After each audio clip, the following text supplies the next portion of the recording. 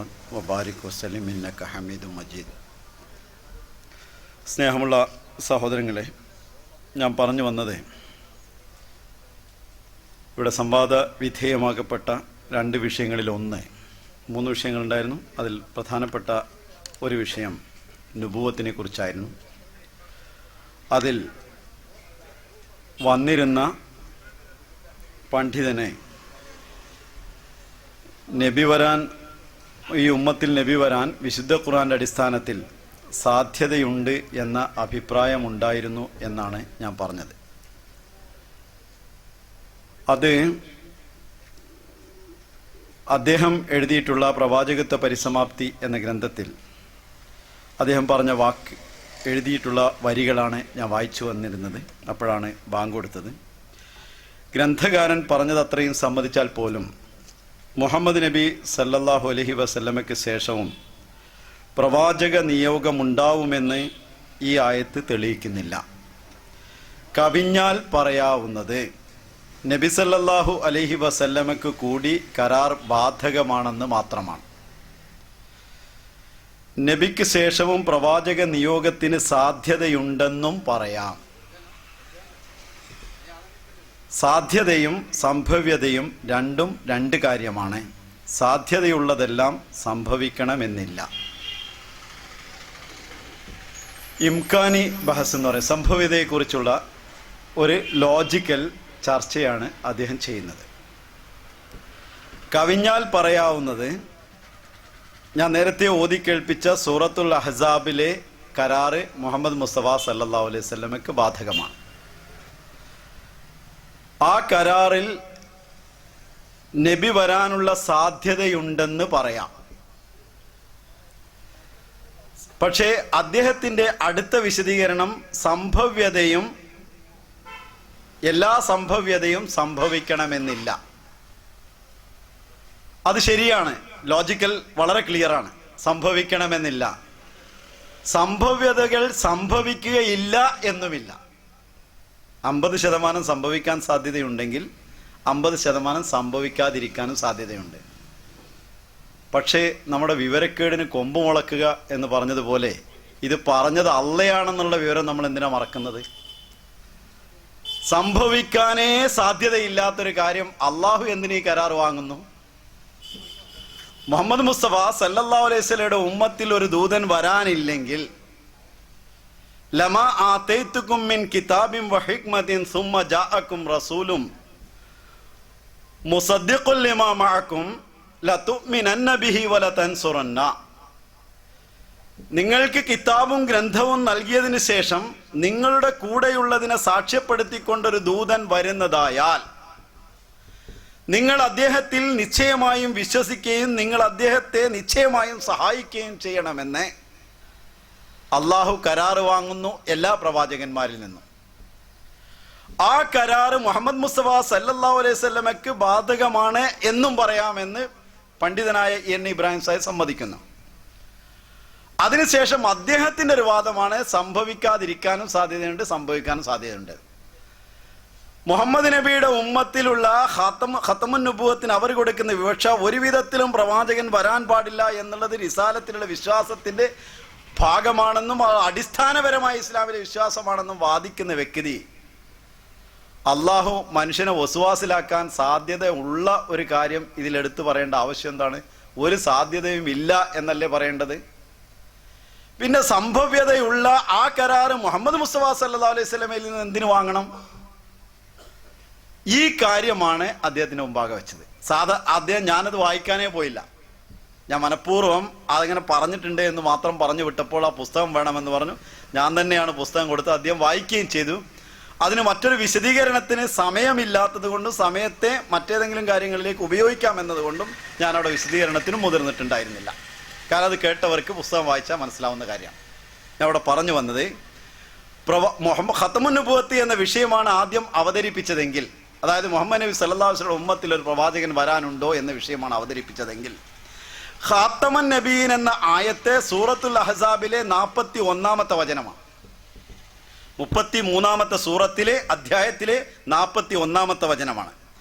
അതിലെ 8ാമത്തെ ആയത്തിൽ തന്നെ ഇ.എൻ. ഇബ്രാഹിം മൗലവി അതേ അഹ്സാബിലെ 33 വേറെ സൂറത്തല്ല, അതേ അധ്യായത്തിലെ 8ാമത്തെ വചനത്തിൽ നബി വരാനുള്ള സാധ്യതയുണ്ടെന്ന് സൂറത്തുൽ അഹ്സാബിലെ ആയത്ത് ഉദ്ധരിച്ചുകൊണ്ട് എഴുതിയിട്ടുള്ള ഇ.എൻ. ഇബ്രാഹിം മൗലവി സംവാദത്തിൽ വരികയില്ലെന്ന് എത്ര പ്രാവശ്യം പറഞ്ഞാലും എഴുതിയത് എങ്ങനെ മാഞ്ഞു പോവുക? അതിന് സംഭവ്യത എന്ന ഒരു ചെറിയ ഞാണ് അതിൽ നിന്നുകൊണ്ട് മെയ്വഴക്കത്തോടുകൂടി അതിൽ കളിക്കാമെങ്കിൽ, അള്ളാഹുവാണ് പറഞ്ഞത് എന്ന കാര്യം എടുക്കുമ്പോൾ സംഭവിക്കാൻ പാടില്ലാത്ത എന്തിനാണ് അള്ളാഹ് പറഞ്ഞത്? നമ്മളെ വസ്വാസാക്കാൻ വേണ്ടിയാണോ എന്നാണ് ഞാൻ വിനീതമായി ചോദിച്ചത്. ഇനി അടുത്ത കാര്യം, ഒരു വിഷയം അതായിരുന്നു. അടുത്ത് ഞങ്ങൾ ചർച്ച ചെയ്യപ്പെട്ട വിഷയം, സംവാദത്തിൽ ചർച്ച ചെയ്യപ്പെട്ട വിഷയം ഈസാ നബിയുടെ മരണം എന്നായിരുന്നു. അതിനെക്കുറിച്ച് ആയത്തുണ്ടോ എന്ന് ചോദിച്ചാൽ ഇ.എൻ. ഇബ്രാഹിം മൗലവി ഒരു ആയത്തോതി. എപ്രകാരം ഖാത്തമുൻ നബീൻ എന്ന ആയത്തോതിക്കൊണ്ട് അവസാനത്തെ നബിയാണെന്ന് പറഞ്ഞോ, അതേ ഇ.എൻ. ഇബ്രാഹിം മൗലവി ഇവിടെ വഇന്നഹു ലഇൽമു സ്സാഅ, ഈസാ നബി ഖിയാമത്തിന്റെ അടയാളമാണ് എന്ന് പറഞ്ഞുകൊണ്ടാണ് ആയത്തോതിയത്. അതെന്താണെന്നുള്ള വിശദീകരിച്ച് പിന്നീട് ചർച്ചയിലേക്കുള്ളതാണ്. ഞാൻ നടന്നത് എന്താണ് സംവാദത്തിന്റെ ഒരു ചെറിയ വിവരണമാണ് ഇവിടെ ചെയ്തുകൊണ്ടിരിക്കുന്നത്. അതിൽ അദ്ദേഹം പറയുന്നു, ഇന്നഹു ലഇൽമു സ്സാഅ എന്ന വചനം കൊണ്ട് ഈസാ നബി മരിച്ചിട്ടില്ല, അദ്ദേഹം ഖിയാമത്തിന്റെ അടയാളമായി തിരിച്ചു വരും എന്നാണ് പറയുന്നത്. എന്നാൽ അതേ സ്റ്റേജിലിരിക്കുന്ന അബ്ദുറഹ്മാൻ സാഹിബ് എന്താണ് പറയുന്നത്? ഈസാ നബി ജീവിച്ചിരിപ്പുണ്ടെങ്കിൽ എന്തുകൊണ്ട് അക്കാര്യം ഖുർആൻ വ്യക്തമായി പറഞ്ഞില്ല? ജീവിച്ചിരിപ്പുണ്ടെന്ന് ചില സൂക്തങ്ങൾ മാത്രമേയുള്ളൂ, സൂചനകൾ മാത്രമേയുള്ളൂ, മുസ്ലിം പണ്ഡിതന്മാർ തന്നെ സമ്മതിക്കുന്നുണ്ടല്ലോ എന്ന ചിലരുടെ ചോദ്യം പ്രസക്തമാണ്.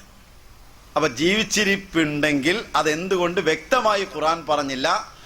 മുസ്ലിം പണ്ഡിതന്മാരിൽ ചിലർ സൂചനയുള്ളൂ എന്ന് മാത്രമേ സമ്മതിക്കുന്നുള്ളൂ. അപ്പൊ ഈസാ നബിയുടെ മരണം എന്ന വിഷയം എന്തുകൊണ്ട് അവർക്കൊരു മനംവരട്ടൽ, അത് പറയുമ്പോൾ വിഷമം സംഭവിക്കുന്നു എന്നിപ്പോൾ നിങ്ങൾക്ക് മനസ്സിലായിട്ടുണ്ടാവും. അത് ഒന്നാമത് വെക്കണമെന്ന് പറയുമ്പോൾ അതിന് സൂചന ഉണ്ടെന്നേ പണ്ഡിതന്മാർ പറഞ്ഞിട്ടുള്ളൂ അദ്ദേഹത്തിന്റെ അഭിപ്രായത്തിൽ. പിന്നെ അദ്ദേഹം ഖുർആനും ഹദീസും വെച്ച് എങ്ങനെയാണ് ഈസാ നബിനെ മരിച്ചിട്ടില്ല എന്ന് സ്ഥാപിക്കുന്നത് എന്ന് ഞാൻ പിന്നീട് പറയും. പക്ഷേ അദ്ദേഹം സ്വന്തം എഴുതിയത് ഇങ്ങനെയാണ്: അതിന് മറുപടി പറയും മുമ്പ് ഈസാ നബി മരിച്ചു പോയിരുന്നുവെങ്കിൽ എന്തുകൊണ്ട് ഖുർആൻ അക്കാര്യം വ്യക്തമായി പറഞ്ഞില്ല എന്ന മറുചോദ്യവും ഉന്നയിക്കപ്പെടാമല്ലോ. ഈസാ നബി മരിച്ചുപോയി എന്ന് ഖുർആൻ എന്തുകൊണ്ട് പറഞ്ഞില്ല എന്ന് പറഞ്ഞ കാര്യം ഞങ്ങൾ അവതരിപ്പിച്ചിട്ടുണ്ട്. പക്ഷെ മരിച്ചിട്ടില്ല എന്ന കാര്യത്തിന് ഖുർആനിൽ ആയത്തില്ല എന്നവർ പറയുന്നു. മറുചോദ്യം ഉന്നയിച്ചത് കൊണ്ട് മരിച്ചിട്ടുണ്ട് എന്ന ആയത്തിനെ മാറ്റിവെക്കാൻ നിവൃത്തിയില്ല. രണ്ടും വ്യക്തമായ മറുപടി അർഹിക്കുന്നു. തുടർന്നുകൊണ്ട് അദ്ദേഹം ആദ്യത്തെ ചോദ്യത്തിന് മറുപടി എടുക്കും. ഇനി ആദ്യത്തെ ചോദ്യം എടുക്കാം. മരിച്ചിട്ടില്ലെങ്കിൽ എന്തുകൊണ്ട് അക്കാര്യം ഖുർആൻ പറഞ്ഞില്ല? വിശുദ്ധ ഖുർആൻ ലോകാന്ത്യം വരെ നിലനിൽക്കുന്നതും അവസാനത്തെ മനുഷ്യനും ഹിദായത്തിനുള്ള ഗ്രന്ഥവുമാണെന്ന് വിശ്വസിക്കുന്നവരാണല്ലോ മുസ്ലിങ്ങൾ. എന്നിരിക്കെ ഈസാ നബി അലൈഹിസ്സലാം ജീവിച്ചിരിപ്പുണ്ടെന്ന് അതിനെങ്ങനെ പറയാൻ കഴിയും? ഈസാ നബി വരികയും 40 വർഷത്തെ ജീവിതത്തിന് ശേഷം മരണപ്പെട്ട് റൗള ഷരീഫിൽ സംസ്കരിക്കപ്പെടുകയും ചെയ്ത ശേഷവും പാരായണം ചെയ്യപ്പെടുന്ന ഖുർആനിൽ ഈസാ നബി മരിച്ചിട്ടില്ലെന്ന സൂക്തമുണ്ടായാൽ എന്തായിരിക്കും ആ ഖുർആന്റെ വില? ജനങ്ങളുടെ കൺമുമ്പിൽ വെച്ച് മരണപ്പെട്ട വ്യക്തിയെപ്പറ്റി ഖുർആനിൽ മരിച്ചിട്ടില്ല, തിരിച്ചു വരുമെന്ന് വായിക്കേണ്ടി വരുന്ന ഒരവസ്ഥ ഖുർആൻ ഉണ്ടാവുകയില്ല. അവൻ രണ്ട് വിഷയങ്ങളെ പ്രതിനിധീകരിച്ചു വന്ന രണ്ട് പണ്ഡിതന്മാരുടെയും അഭിപ്രായമാണ് അവരെഴുതി വെച്ചത് പറഞ്ഞത്. പിന്നെയാണ് അവർ സംവാദത്തിന് വന്നിട്ടുള്ളത്. അത് എടുത്ത് സംവാദത്തിൽ ഉദ്ധരിച്ചിരുന്നു. അതിന് പല മറുപടികളും അവർ കൊണ്ടുവന്നിരുന്നു. പക്ഷെ ആ മറുപടി നിങ്ങൾക്ക് കേൾക്കാവുന്നതാണ്, അതിനുശേഷം ഈ പുസ്തകം വായിക്കാവുന്നതുമാണ്. മറുപടി എന്താണ് പറഞ്ഞതെന്ന് വ്യക്തവുമായിരിക്കും. അപ്പൊ ഇതായിരുന്നു വിഷയത്തിന്റെ മർമ്മം. ഇനി അടുത്തത് മിർസ ഖാദിയാനി പ്രവാചകനോ എന്നതാണ്. അതിനുവേണ്ടി വിശുദ്ധ ഖുർആനിലെ ഒരായത്ത് ഓതിയിരുന്നെങ്കിൽ അത് നമുക്ക് അവരുടെ പുസ്തകത്തിൽ എന്താ പറഞ്ഞതെന്ന് ചർച്ച ചെയ്യാമായിരുന്നു. പക്ഷെ പ്രവാചകനല്ല എന്നതിന് ഒരായത്ത് പോലും ഓതിയിട്ടില്ല, ഒരു ഹദീസും ഉദ്ധരിച്ചിട്ടുമില്ല. പകരം മിർസ സാഹിബ് ഇങ്ങനെ പാടില്ല, അങ്ങനെ പാടില്ല, അതല്ലെങ്കിൽ ഇങ്ങനെ പറഞ്ഞത് ശരിയായില്ല എന്നൊക്കെയാണ് വാദം. ഏതൊരു പ്രവാചകന്റെയും പൂർവകാല ജീവിതത്തെയാണ് ആ പ്രവാചകൻ ശരിയാണോ അല്ലയോ എന്ന് വാദമുന്നയിക്കുമ്പോൾ ആദ്യമായി പരിശോധിക്കേണ്ടത്. ഇത് ഞങ്ങൾ മുമ്പോട്ട് വെച്ചിരുന്നു. അതെന്തെന്ന് വെച്ചാൽ, ഫഖദ് ലബിസ്തു ഫീക്കും ഉമറൻ മിൻ ഖബ്ലിഹി അഫലാ തഅഖിലൂൻ എന്ന് മുഹമ്മദ് മുസ്തഫ സല്ലല്ലാഹു അലൈഹി വസല്ലമയോട് ലോകത്തോട് പ്രഖ്യാപിക്കാൻ വേണ്ടി പറഞ്ഞു. നിങ്ങൾക്ക് മുമ്പ് ഇതിനു മുമ്പ് നിങ്ങൾക്കിടയിൽ ഒരു നീണ്ട കാലം ഞാൻ വസിച്ചിട്ടുണ്ടല്ലോ, നിങ്ങൾ എന്തുകൊണ്ട് ബുദ്ധി പ്രയോഗിക്കുന്നില്ല? സാധാരണഗതിയിൽ കള്ളനും കൊള്ളക്കാരനും ചതിയനും വഞ്ചകനും ആയിട്ടുള്ള ഒരു വ്യക്തി ഞാൻ അള്ളാഹുവിൽ നിന്ന് വന്ന ആളാണ് എന്ന് പറഞ്ഞാൽ ആർക്കും വിശ്വസിക്കാൻ നിവൃത്തിയില്ല. അതുകൊണ്ട് തന്നെ മുഴുവൻ പ്രവാചകന്മാരും ലോകത്ത് അവതീർണരാകുമ്പോൾ അള്ളാഹുവിൽ നിന്ന് പ്രത്യേകമായിട്ടുള്ള ഒരു നിഷ്പാപമായ അവസ്ഥ, പാപസുരക്ഷിതത്വം അവർക്ക് ലഭിച്ചിട്ടുണ്ട്. അങ്ങനെ കളവും ചതിയും വഞ്ചനയുടെയും ഒരു ലാഞ്ചന പോലും തങ്ങളുടെ ജീവിതത്തിൽ തൊട്ടുതീണ്ടിയിട്ടില്ലാത്ത ആളുകൾ മാത്രമാണ് പ്രവാചകന്മാരായി ഈ ലോകത്തേക്ക് നിയോഗിക്കപ്പെട്ടിട്ടുള്ളത്. അത് സ്വാഭാവികവുമാണ്.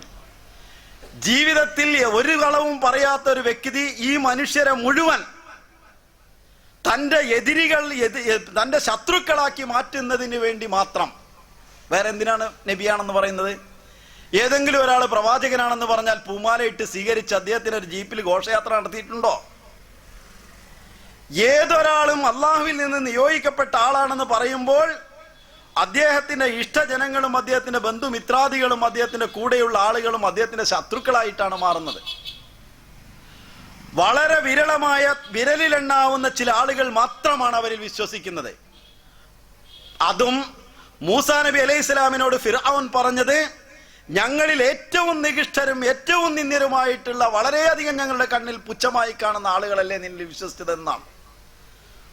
ഈസാ നബിയിൽ വിശ്വസിച്ചത് മുക്കുവന്മാരായിരുന്നു, പാവപ്പെട്ട ജനങ്ങളായിരുന്നു. മുഹമ്മദ് മുസ്തഫ സല്ലല്ലാഹു അലൈഹി വസല്ലമയിൽ ആരംഭകാലത്ത് വിശ്വസിച്ചിരുന്നത് വളരെ പാവപ്പെട്ട ആളുകളായിരുന്നു. ഏതാനും ചിലർ മാത്രമാണ് അവരിൽ ധനികരായിട്ടുണ്ടായിരുന്നത്, പ്രമാണിമാരായിട്ടുണ്ടായിരുന്നത്. എല്ലാ പ്രവാചകന്മാരും ലോകത്തോട് അള്ളാഹുവിൽ നിന്ന് താനൊരാൾ എന്ന് പറയുമ്പോൾ നബി തിരുമേനി അതേ അനുഭവം തന്നെയാണ് അവർക്കുണ്ടായിട്ടുള്ളത്. നബി തിരുമേനി സല്ലല്ലാഹു അലൈഹി വസല്ലം തന്റെ സമുദായത്തെ ആ കാലഘട്ടത്തിലെ ആചാരമനുസരിച്ച് തന്റെ അടുത്തുണ്ടായിരുന്ന സഫാ കുന്നിലേക്ക് ശബ്ദമുയർത്തി വിളിച്ച് ഒരുമിച്ച് കൂട്ടി. അതിനുശേഷം അവരോട് ചോദിച്ചു, ജാമ്യമെടുത്തുകൊണ്ട്, ഈ മലയുടെ മറുഭാഗത്ത് ഒരു സൈന്യം പതിഞ്ഞിരിക്കുന്നു എന്ന് പറഞ്ഞാൽ നിങ്ങൾ വിശ്വസിക്കുമോ?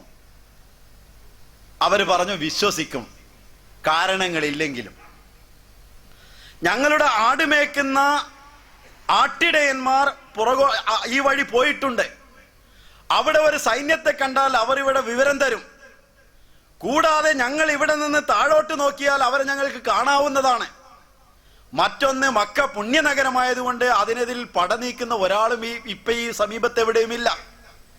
ഇതൊക്കെയാണെങ്കിലും മാ ജറബ്ന അലൈക ഇല്ലാ സിദ്ഖാ, അങ്ങയെ സത്യമല്ലാതെ അങ്ങ് പറഞ്ഞതായിട്ട് ഞങ്ങൾക്കൊരു പരിചയവുമില്ല, ഞങ്ങൾ ഒരിക്കലും അങ്ങയെ കളവ് പറയുന്നതായിട്ട് കണ്ടിട്ടില്ല, അതുകൊണ്ട് അങ്ങ് പറഞ്ഞത് വിശ്വസിക്കുമെന്നാണ് അവർ പറഞ്ഞത്. ഇതാണ് ഒരു പ്രവാചകന്റെ പൂർവ്വകാല ജീവിത ചരിത്രം. അതുകൊണ്ട് തന്നെ അവിടെ വെച്ച് മുഹമ്മദ് മുസ്തഫ സല്ലല്ലാഹു അലൈഹി വസല്ലം ആ സമുദായത്തോട് പറയുന്നു, ഇന്നി നദീർ, നിശ്ചയം ഞാനൊരു താക്കീതുകാരനാണ് നിങ്ങൾക്ക്.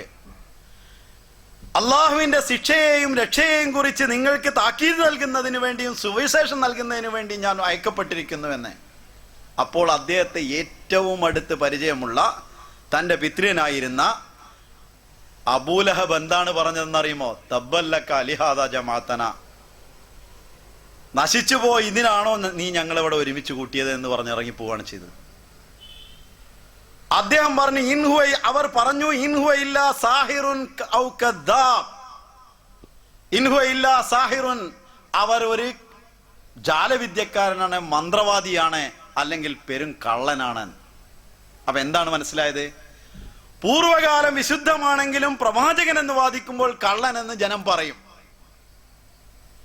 ഇതേപോലെ മീർസ സാഹിബിന്റെ ജീവിതത്തിൽ അതാണ് ഇതാണ് എന്നൊക്കെ പറയുന്നത് അതെന്താണെന്നും പറഞ്ഞിട്ടുണ്ട്.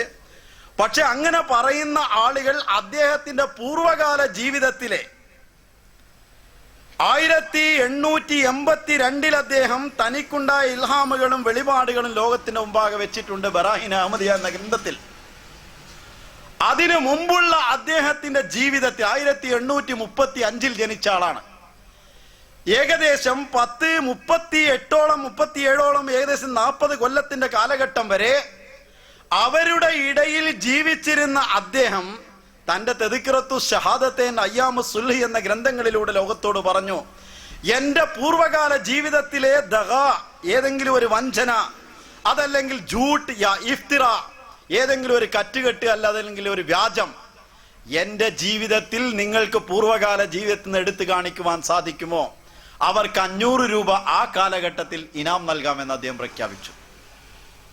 പക്ഷേ ആ കാലഘട്ടത്തിലെ ഒരു പണ്ഡിതനും ഇദ്ദേഹത്തെ എതിർക്കുന്നതിന് വേണ്ടി ഏറ്റവും മുൻപന്തിയിലിരുന്നത് അന്നത്തെ അഹ്ലെ ഹദീസ് അഥവാ ഇന്നത്തെ മുജാഹിദീങ്ങളുടെ അനിഷേധ നേതാവായിരുന്ന മുഹമ്മദ് ഹുസൈൻ ബട്ടാലവിയാണ്. അദ്ദേഹമാണ് തന്റെ ഗുരുനാഥനായ മുഹമ്മദ് നദീറിനെയും കൂട്ടിക്കൊണ്ട്, മൗലവിയെയും കൂട്ടിക്കൊണ്ട് ഇന്ത്യയിലെ 200 പണ്ഡിതന്മാരെ കൊണ്ട് ഫത്വ വാങ്ങിച്ചത് ഈസാ നബി മരിച്ചു എന്ന കാരണത്താൽ അദ്ദേഹം കാഫിറാണ്. ഈസാ നബി മരിക്കട്ടെ മരിക്കാതിരിക്കട്ടെ എന്ന് 2 ഇട്ടയിലിടുന്ന, ഒറ്റ ഇരട്ട എന്ന് വെച്ചാൽ ഒരട്ടാന്ന് പറയും. ഒറ്റാന്നും പറയില്ല, ഇരട്ടാന്നും പറയില്ല. മരിച്ചു എന്നും പറയില്ല, മരിച്ചില്ല എന്നും പറയില്ല. അപ്പൊ നമ്മൾ എഴുതി വായിച്ചല്ലോ. അപ്പൊ ഈസാ നബിയെ കുറിച്ച് മരിച്ചു എന്ന് പറഞ്ഞ കാരണത്താൽ കാഫിറാണ് എന്ന് അന്നത്തെ മുജാഹിദീങ്ങളുടെ അനിഷേധ്യ നേതാവാണ് ഫത്വ നൽകുന്നത്. എന്നാൽ അതിനു മുമ്പ് 82 അദ്ദേഹം ബറാഹീനെ അഹമ്മദിയ പ്രസിദ്ധീകരിക്കുമ്പോൾ പറഞ്ഞത് ഇദ്ദേഹം സദാഖത്ത് ഷിആർ, സത്യസന്ധനാണ് എന്നാണ്.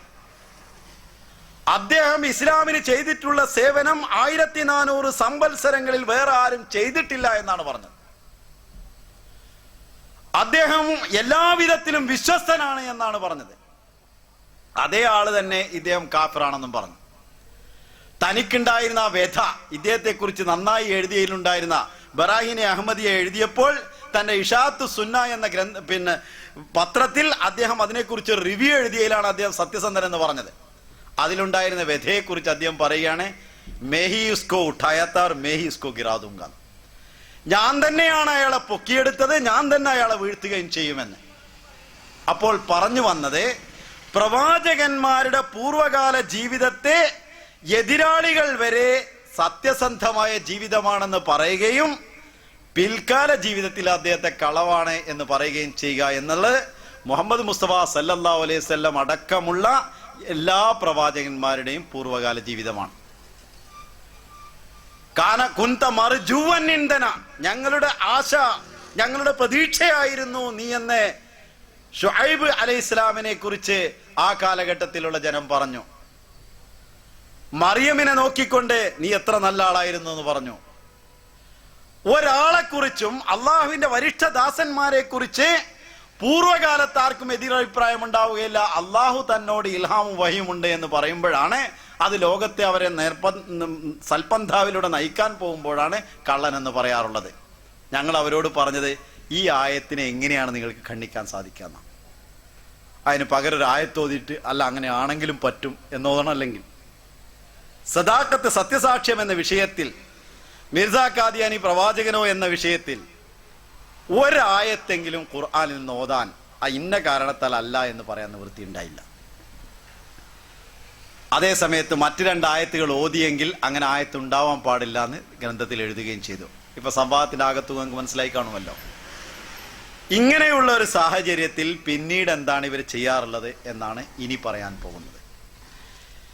ഹസ്രത്ത് മിർസ ഗുലാം അഹമ്മദ് അലൈഹി ഇസ്ലാമിന്റെ ഗ്രന്ഥങ്ങളിൽ നിന്ന് ചില ഭാഗങ്ങൾ ഉദ്ധരിച്ചുകൊണ്ട് അതിനെ ചിലപ്പോൾ ചില ഭാഗങ്ങൾ വെട്ടിക്കളയും, മുഴുവൻ ഉദ്ധരിക്കുകയില്ല. അതല്ലെങ്കിൽ സാഹചര്യങ്ങളിൽ നിന്ന് അടർത്തിയെടുക്കും. അതുമല്ലെങ്കിൽ അദ്ദേഹം ഉദ്ദേശിക്കാത്ത അർത്ഥങ്ങൾ തൻ്റെ കയ്യിൽ നിന്ന് നൽകും. ഇതാണ് പൊതുവെ ചെയ്യാറുള്ളത്. കൂടാതെ തങ്ങളുടെ സ്വഭാവത്തെ അദ്ദേഹത്തിൻ്റെ പേരിൽ ആരോപിക്കുകയും ചെയ്യും. ഇതിനെല്ലാം വ്യക്തമായ ചില ഉദാഹരണങ്ങൾ പറഞ്ഞുകൊണ്ട് ഞാൻ മുമ്പോട്ട് പോകാം. ഒന്ന്, വെട്ടിക്കളയും എന്നുള്ളതാണ്. അത് പറയുമ്പോൾ ഇവർക്ക് പെട്ടെന്ന് ചൂടാവും. വാലും തലയും വെട്ടിയാണ് വെക്കുന്നത് എന്ന് പറയുന്നു. വാലും തലയും അവിടെ തന്നെ ഉണ്ടല്ലോ, അത് എടുത്തവർക്ക് പ്രസിദ്ധീകരിച്ചുകൂടെ എന്നാണ് ചോദിക്കുന്നത്. ഞങ്ങളത് പ്രസിദ്ധീകരിച്ച ബുക്കിൽ നിന്ന് തന്നെ നിങ്ങൾ വെട്ടിയെടുത്തിട്ടുള്ള പുസ്തകം വായിച്ചാൽ മതി എന്ന് തന്നെ ഞങ്ങളും പറയുന്നുള്ളൂ. പുസ്തകത്തിന്റെ ഒരു കഷ്ണം വായിക്കാതെ പ്രസിദ്ധീകരിച്ച ബുക്കിൽ നിന്ന് വെട്ടിയെടുത്തുവെങ്കിൽ ആ പുസ്തകം എടുത്ത് വായിച്ചാൽ മതി. മുൻകാലത്തൊക്കെ പറഞ്ഞു ഇവരുടെ പുസ്തകം വാങ്ങാൻ കിട്ടൂല എന്നാണ്. ഇപ്പോൾ നെറ്റ് മുഖേന എല്ലാവർക്കും പുസ്തകം സുലഭമായി കിട്ടുന്നത് തുടങ്ങിയപ്പോൾ അത് പറയാൻ നിവൃത്തിയില്ല. ഒരൊറ്റൊരു ഭാഗം, ഇത് ഓരോ കാര്യങ്ങളും എടുത്ത് പറയാൻ ടൈം എടുക്കും. അതുകൊണ്ട് ഒരൊറ്റ ഭാഗം ഞാൻ നിങ്ങളുടെ മുമ്പാകെ വെക്കുകയാണ്. എൻ്റെ കയ്യിൽ അബ്ദുറഹ്മാൻ എഴുതിയിട്ടുള്ള മീർസയും പ്രവാചകത്വവും എന്നതിൻ്റെ 1-ാം വാള്യമാണ്. അതിലെ ഒരു ഭാഗത്ത് അദ്ദേഹം പറയുകയാണ്, പുതിയ ശരീഅത്തിൽ ഒരു നബി വരില്ല, എന്നാൽ പഴയ ശരീഅത്തിൽ പ്രവാചകൻ വരാമെന്ന് മുഹീദ്ദീൻ ഇബ്നു അറബി പറയുന്നു. എന്നാൽ എല്ലാവിധത്തിലുള്ള പ്രവാചകത്വവും മുഹമ്മദ് സല്ലല്ലാഹു അലൈഹി വസല്ലമയിൽ അവസാനിച്ചിരിക്കുന്നുവെന്നാണ് എൻ്റെ പക്ഷം. അൽ ഹക്കം 10/4/1903 മൽഫൂദാത്തെ അഹമ്മദിയ വാള്യം 5 ഈ ഉദ്ധരണി ഉള്ളതെന്ന് അതിൻ്റെ ഇതേ പുസ്തകത്തിൻ്റെ 64-ാമത്തെ പേജിൽ അദ്ദേഹം എഴുതി വെക്കുന്നു. ഇത് മിർസ സാഹിബ് പറഞ്ഞതാണത്രേ. അതായത് അൽ ഹക്കമിൽ മൽഫൂദാത്ത് വാള്യം 5 വന്നിട്ടുള്ളതും അൽ ഹക്കമിൽ പ്രസിദ്ധീകരിച്ചിട്ടുള്ളതുമായ അദ്ദേഹത്തിന്റെ പ്രസ്താവനയിൽ പഴയ ശരീഅത്തിൽ പ്രവാചകൻ പുതിയ ശരീഅത്തിൽ വരാൻ പാടില്ലെന്ന് മുഹീദ്ദീൻ ഇബ്നു അറബി പറയുന്നുവെങ്കിലും പഴയതും പുതിയതുമായ ശരീഅത്തിൽ ഒരു ശരീഅത്തിലും ഒരു പ്രവാചകത്വവും ഉണ്ടാവുകയില്ല എന്നാണ് എൻ്റെ പക്ഷമെന്ന് മിർസ സാഹിബ് പറഞ്ഞിട്ടുണ്ട് 1903. പിന്നെ എങ്ങനെയാണ് അദ്ദേഹം പ്രവാചകനാണെന്ന് പറയുന്നത് എന്നാണ് ചോദിക്കുന്നത്. അതായത് ഇപ്പം കാര്യം മനസ്സിലായല്ലോ. ഖുർആനും ഹദീസും ഓതിയാൽ കാദിയാനികളുടെ അടുത്ത് വിലയില്ല. അവർ പറയുന്ന ന്യായം ഇതാണ്. ഖുർആനും ഹദീസും അവർ സമ്മതിക്കാത്തത് കൊണ്ട് മിർസ സാഹിബ് പറഞ്ഞത് അവരോട് ഓതിയാൽ മതി. ഒരു ന്യായം ഉണ്ടല്ലോ, ഒരു സംവാദം നടക്കുമ്പോൾ രണ്ടു കൂട്ടർക്കും തുല്യമായ സമ്മതമായ ഒന്നാണ് പ്രമാണമായി വെക്കാറുള്ളത്. ഇപ്പൊ ഇങ്ങോട്ട് പിന്നെ മിർസ സാഹിബിന്റെ ഗ്രന്ഥങ്ങൾ ഞങ്ങളോട് പറഞ്ഞാൽ ആ ഗ്രന്ഥത്തിന്റെ ബാക്കി വായിച്ചാൽ അവർ സമ്മതിക്കൂല. അതുകൊണ്ടാണ് ഖുർആൻ തന്നെയും ഹദീസ് തന്നെയും വെച്ചുകൊണ്ട് നമുക്ക് ചർച്ച ചെയ്യാം. ഖുർആനും ഹദീസ് കൊണ്ടും തെളിയിക്കപ്പെടാൻ പറ്റാത്ത ഒന്നാണോ നിങ്ങൾ ഞങ്ങൾക്കെതിരെ എതിർക്കാൻ വേണ്ടി വരുന്നത്? അങ്ങനത്തെ ഒരു വിശ്വാസം വെച്ച് പുലർത്തുന്നവരാണോ നിങ്ങൾ? ആണെന്ന് നിങ്ങൾ എഴുതിയിട്ടുണ്ടെങ്കിലും സംവാദത്തിന് നിങ്ങൾ വന്നവരാണല്ലോ. അപ്പൊ മിർസ സാഹിബിനെ കൂട്ടുപിടിച്ചെങ്കിലേ പൊതുജന മധ്യത്തിൽ കലുഷിതമാക്കി അവരുടെ മസ്തിഷ്ക പ്രക്ഷാളനം നടത്തുവാൻ സാധിക്കുകയുള്ളൂ എന്നവർക്കറിയാം. ഒരു 10 മിനിറ്റ് സമയം കൊണ്ട് മിർസ സാഹിബിന്റെ വിവിധ ഉദ്ധരണികൾ എടുത്തുകൊണ്ട് പകുതിയും ഞാൻ നേരത്തെ പറഞ്ഞതുപോലെ കത്രിക പ്രയോഗം നടത്താം, അതേപോലെ തന്നെ വളച്ചൊടിക്കാം, അതേപോലെ തന്നെ അദ്ദേഹം ഉദ്ദേശിക്കാത്ത അർത്ഥം നൽകാം, അതേപോലെ തന്നെ ഇല്ലാത്തതും എടുത്തു പറയാം, തൻ്റെ സ്വഭാവത്തെയും ആരോപിക്കാം. എന്നാൽ അതിനൊക്കെ തന്നെ ഒരു 20 മിനിറ്റ് കൊണ്ട് അതിന് മറുപടി പറയാനുള്ള സമയം ഉണ്ടായിരിക്കണമെന്നില്ല. ഒരാളോട് നീ വാപ്പല്ലാത്തവനാണെന്ന് പറഞ്ഞാൽ പറയാൻ 1 മിനിറ്റ് മതി. അയാളെ വാപ്പാന്റെയും ഉമ്മാന്റെയും കല്യാണം നടന്നത് എവിടെ വെച്ചാണെന്നും അവർ ആരൊക്കെ കല്യാണത്തിന് പങ്കെടുത്തും സാക്ഷിയൊക്കെ കൊണ്ടുവരാൻ ടൈം പിടിക്കും. ഇതുകൊണ്ടാണ് ഒരു വിശദീകരണ യോഗത്തിന്റെ ആവശ്യം വന്നത്. ഞാൻ ഒരൊറ്റ ഭാഗം നിങ്ങൾക്ക് ഉദ്ധരിക്കുകയാണ്. ഇത് ഞാൻ അബ്ദുറഹ്മാനെ നേരെ മുമ്പിൽ വെച്ച് മൽഫൂദാത്ത് വെച്ച് ഉദ്ധരിച്ചിട്ടുണ്ട്. 2 തവണ ഉദ്ധരിച്ചിട്ടുണ്ട് സംവാദങ്ങളിൽ തന്നെ. ഇങ്ങനെയാണ് മൽഫൂദാത്തിന്റെ 5-ാം വാള്യത്തിൽ 352-ാമത്തെ പേജിലാണ് ഈ ഉദ്ധരണി ഉള്ളത്. അതിൽ ഒരു വലിയ കാര്യം പറഞ്ഞു പോകുമ്പോൾ അതിൻ്റെ ഒരു അടിക്കുറിപ്പാണിത്. ആ അടിക്കുറിപ്പിൽ അബ്ദുറഹ്മാൻ എഴുതിയത് ഞാൻ വായിച്ചു കഴിഞ്ഞു. പുതിയതും പഴയതുമായ ഒരു ശരീഅത്തിലും ഒരു നബിയും വരികയില്ലെന്നും മുഹമ്മദ് നബി സല്ലല്ലാഹു അലൈഹി വസല്ലമയിൽ പ്രവാചകത്വം അവസാനിച്ചിരിക്കുന്നുവെന്നുമാണ് മിർസ സാഹിബിന്റെ പക്ഷം. ബാക്കി കൂടി വായിക്കും. ഒരു ചെറിയൊരു കഷ്ണം കൂടി അവിടെ ബാക്കിയുണ്ട്. അതിങ്ങനെയാണ്, സിർഫ് ആ ഹസ്രത്ത് സല്ലല്ലാഹു അലൈഹി വസല്ലം के इन एकासे जो नबूवत हो वो जायज़ है. നബി തിരുമേനി സല്ലല്ലാഹു അലൈഹി വസല്ലമയുടെ പ്രതിബിംബമായി വരുന്ന പ്രവാചകത്വം മാത്രമാണ് അനുവദനീയമായിട്ടുള്ളത്. പഴയതും പുതിയതുമായ ശരീഅത്തിൽ ഒരു ഖുർആനിക ശരീഅത്തിൽ തന്നെ മുഹമ്മദ് നബി സല്ലല്ലാഹു അലൈഹി വസല്ലമയെ അനുകരിച്ചുകൊണ്ട് അങ്ങയുടെ പ്രതിബിംബമായി, അങ്ങയുടെ പ്രതിച്ഛായയിൽ, അങ്ങയിൽ നിന്ന് പ്രകാശം സിദ്ധിക്കുന്ന ആളായി വന്നെങ്കിൽ മാത്രമേ ആ നുബുവത്ത് മാത്രമേ ജായിസ് ആയിട്ടുള്ളൂ, അനുവദനീയ എന്ന് എഴുതിയതിൽ നിന്ന് അവസാനത്തെ ഒരു കഷ്ണം കട്ട് ചെയ്ത് കളഞ്ഞാൽ അവരുടെ ഉദ്ദേശം നിറവേറ്റപ്പെടും. ഞാനിത് പറയുന്നത് വെറും ഒരു കാര്യത്തിലല്ല. അവരുടെ പുസ്തകമാണ് മൽഫൂദാത്തിന്റെ 5-ാം വാള്യം, അതിൻ്റെ പേജ് 352 നിങ്ങൾക്ക് നോക്കാവുന്നതാണ്. അതിൽ വളരെ വ്യക്തമായിട്ട് എന്ത് എഴുതിയിട്ടുണ്ട് എന്നുള്ള കാര്യം നിങ്ങൾക്ക് വായിക്കാവുന്നതുമാണ്. ഈ വിധത്തിലാണ് ഒരു കാര്യമുള്ളത്. ഇനി മറ്റൊരു കാര്യം, അത് സംവാദത്തിൽ വന്നിട്ടുണ്ടായിരുന്നു. ഇവർക്ക് വെറുതെ ഇരിക്കുമ്പോൾ അങ്ങനെ തോന്നാണ് മീർസ സാഹിബ് എന്തൊക്കെ പറഞ്ഞിട്ടുണ്ട് അത് ഞങ്ങളെ ആണല്ലോ എന്ന്. ഉദാഹരണമായി പറയുകയാണ്, അദ്ദേഹത്തിന്റെ ഭാഷ വളരെ മോശമായിരുന്നു. അതിനുവേണ്ടി പറഞ്ഞത് എന്താണെന്നറിയോ? അദ്ദേഹം പറഞ്ഞു, ഇന്നൽ ഇദാ സാറു ഖനാസിറൽ ഫലാ വനിസാഉഹും മിൻ ദൂനിഹിന്നൽ അക്ലുബു. നിശ്ചയം ശത്രുക്കൾ മരുഭൂമിയിൽ അലയുന്ന പന്നികൾ കണക്കെയാണ്, അവരുടെ ഭാര്യമാർ പെരും പട്ടികളുമാണ്. അതിനുശേഷം പറയണം, ഞങ്ങളെക്കുറിച്ച് ഞങ്ങളിഞ്ഞിപ്പോൾ എതിർക്കുന്നവരാണ്, പക്ഷെ ഭാര്യമാരെന്ത് തെറ്റ് ചെയ്തു എന്നാണ് ചോദിക്കുന്നത്. സ്വാഭാവികമായും ഇങ്ങനെ ഒരു ഭാഷ പ്രയോഗിച്ചുവെങ്കിൽ അദ്ദേഹം നബിയല്ല ഒരു സാധാരണ മനുഷ്യരെങ്കിലും ആകാൻ പറ്റുമോ എന്നൊരു ചോദ്യം കൂടി ചോദിച്ചാൽ മിർസ സാഹിബിന്റെ ഗ്രന്ഥങ്ങളെ കുറിച്ചൊന്നും അറിയാത്ത പാമര ജനങ്ങൾ എന്ത് പറയും? പറ്റൂല എന്ന് തന്നെ പറയുള്ളൂ. ഉടനെ അതിന്റെ താഴെ എന്താണെന്നുകൂടി വായിക്കാൻ പറഞ്ഞു. അത് നമ്മൾ വായിച്ചു കൊടുക്കേണ്ടി വന്നു. അദ്ദേഹം എന്താണ് പറഞ്ഞതെന്ന് അറിയുമോ? ഇന്നല്ലിദാസാറു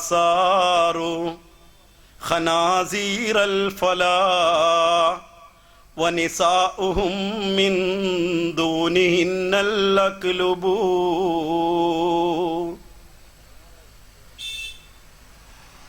സബ്ബു വമാ അദ്രി ലി അയ്യി ജരീമത്തിൻ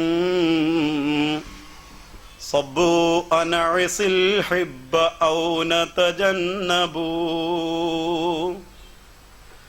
ഖസംതു ഇന്നി ലൻ നുഫാരിഖുഹു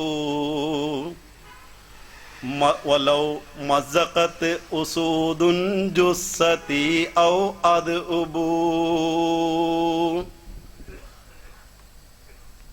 നിശ്ചയം ശത്രുക്കൾ മരുഭൂമിയിൽ അലയുന്ന വരാഹങ്ങളാകുന്നു. അവരുടെ സ്ത്രീകൾ ശ്വാക്കൾ കണക്കെയും. അവർ ഭത്സിക്കുന്നു. സബ്ബു അവർ തെറി പറയുന്നു, അവർ ഭത്സിക്കുന്നു.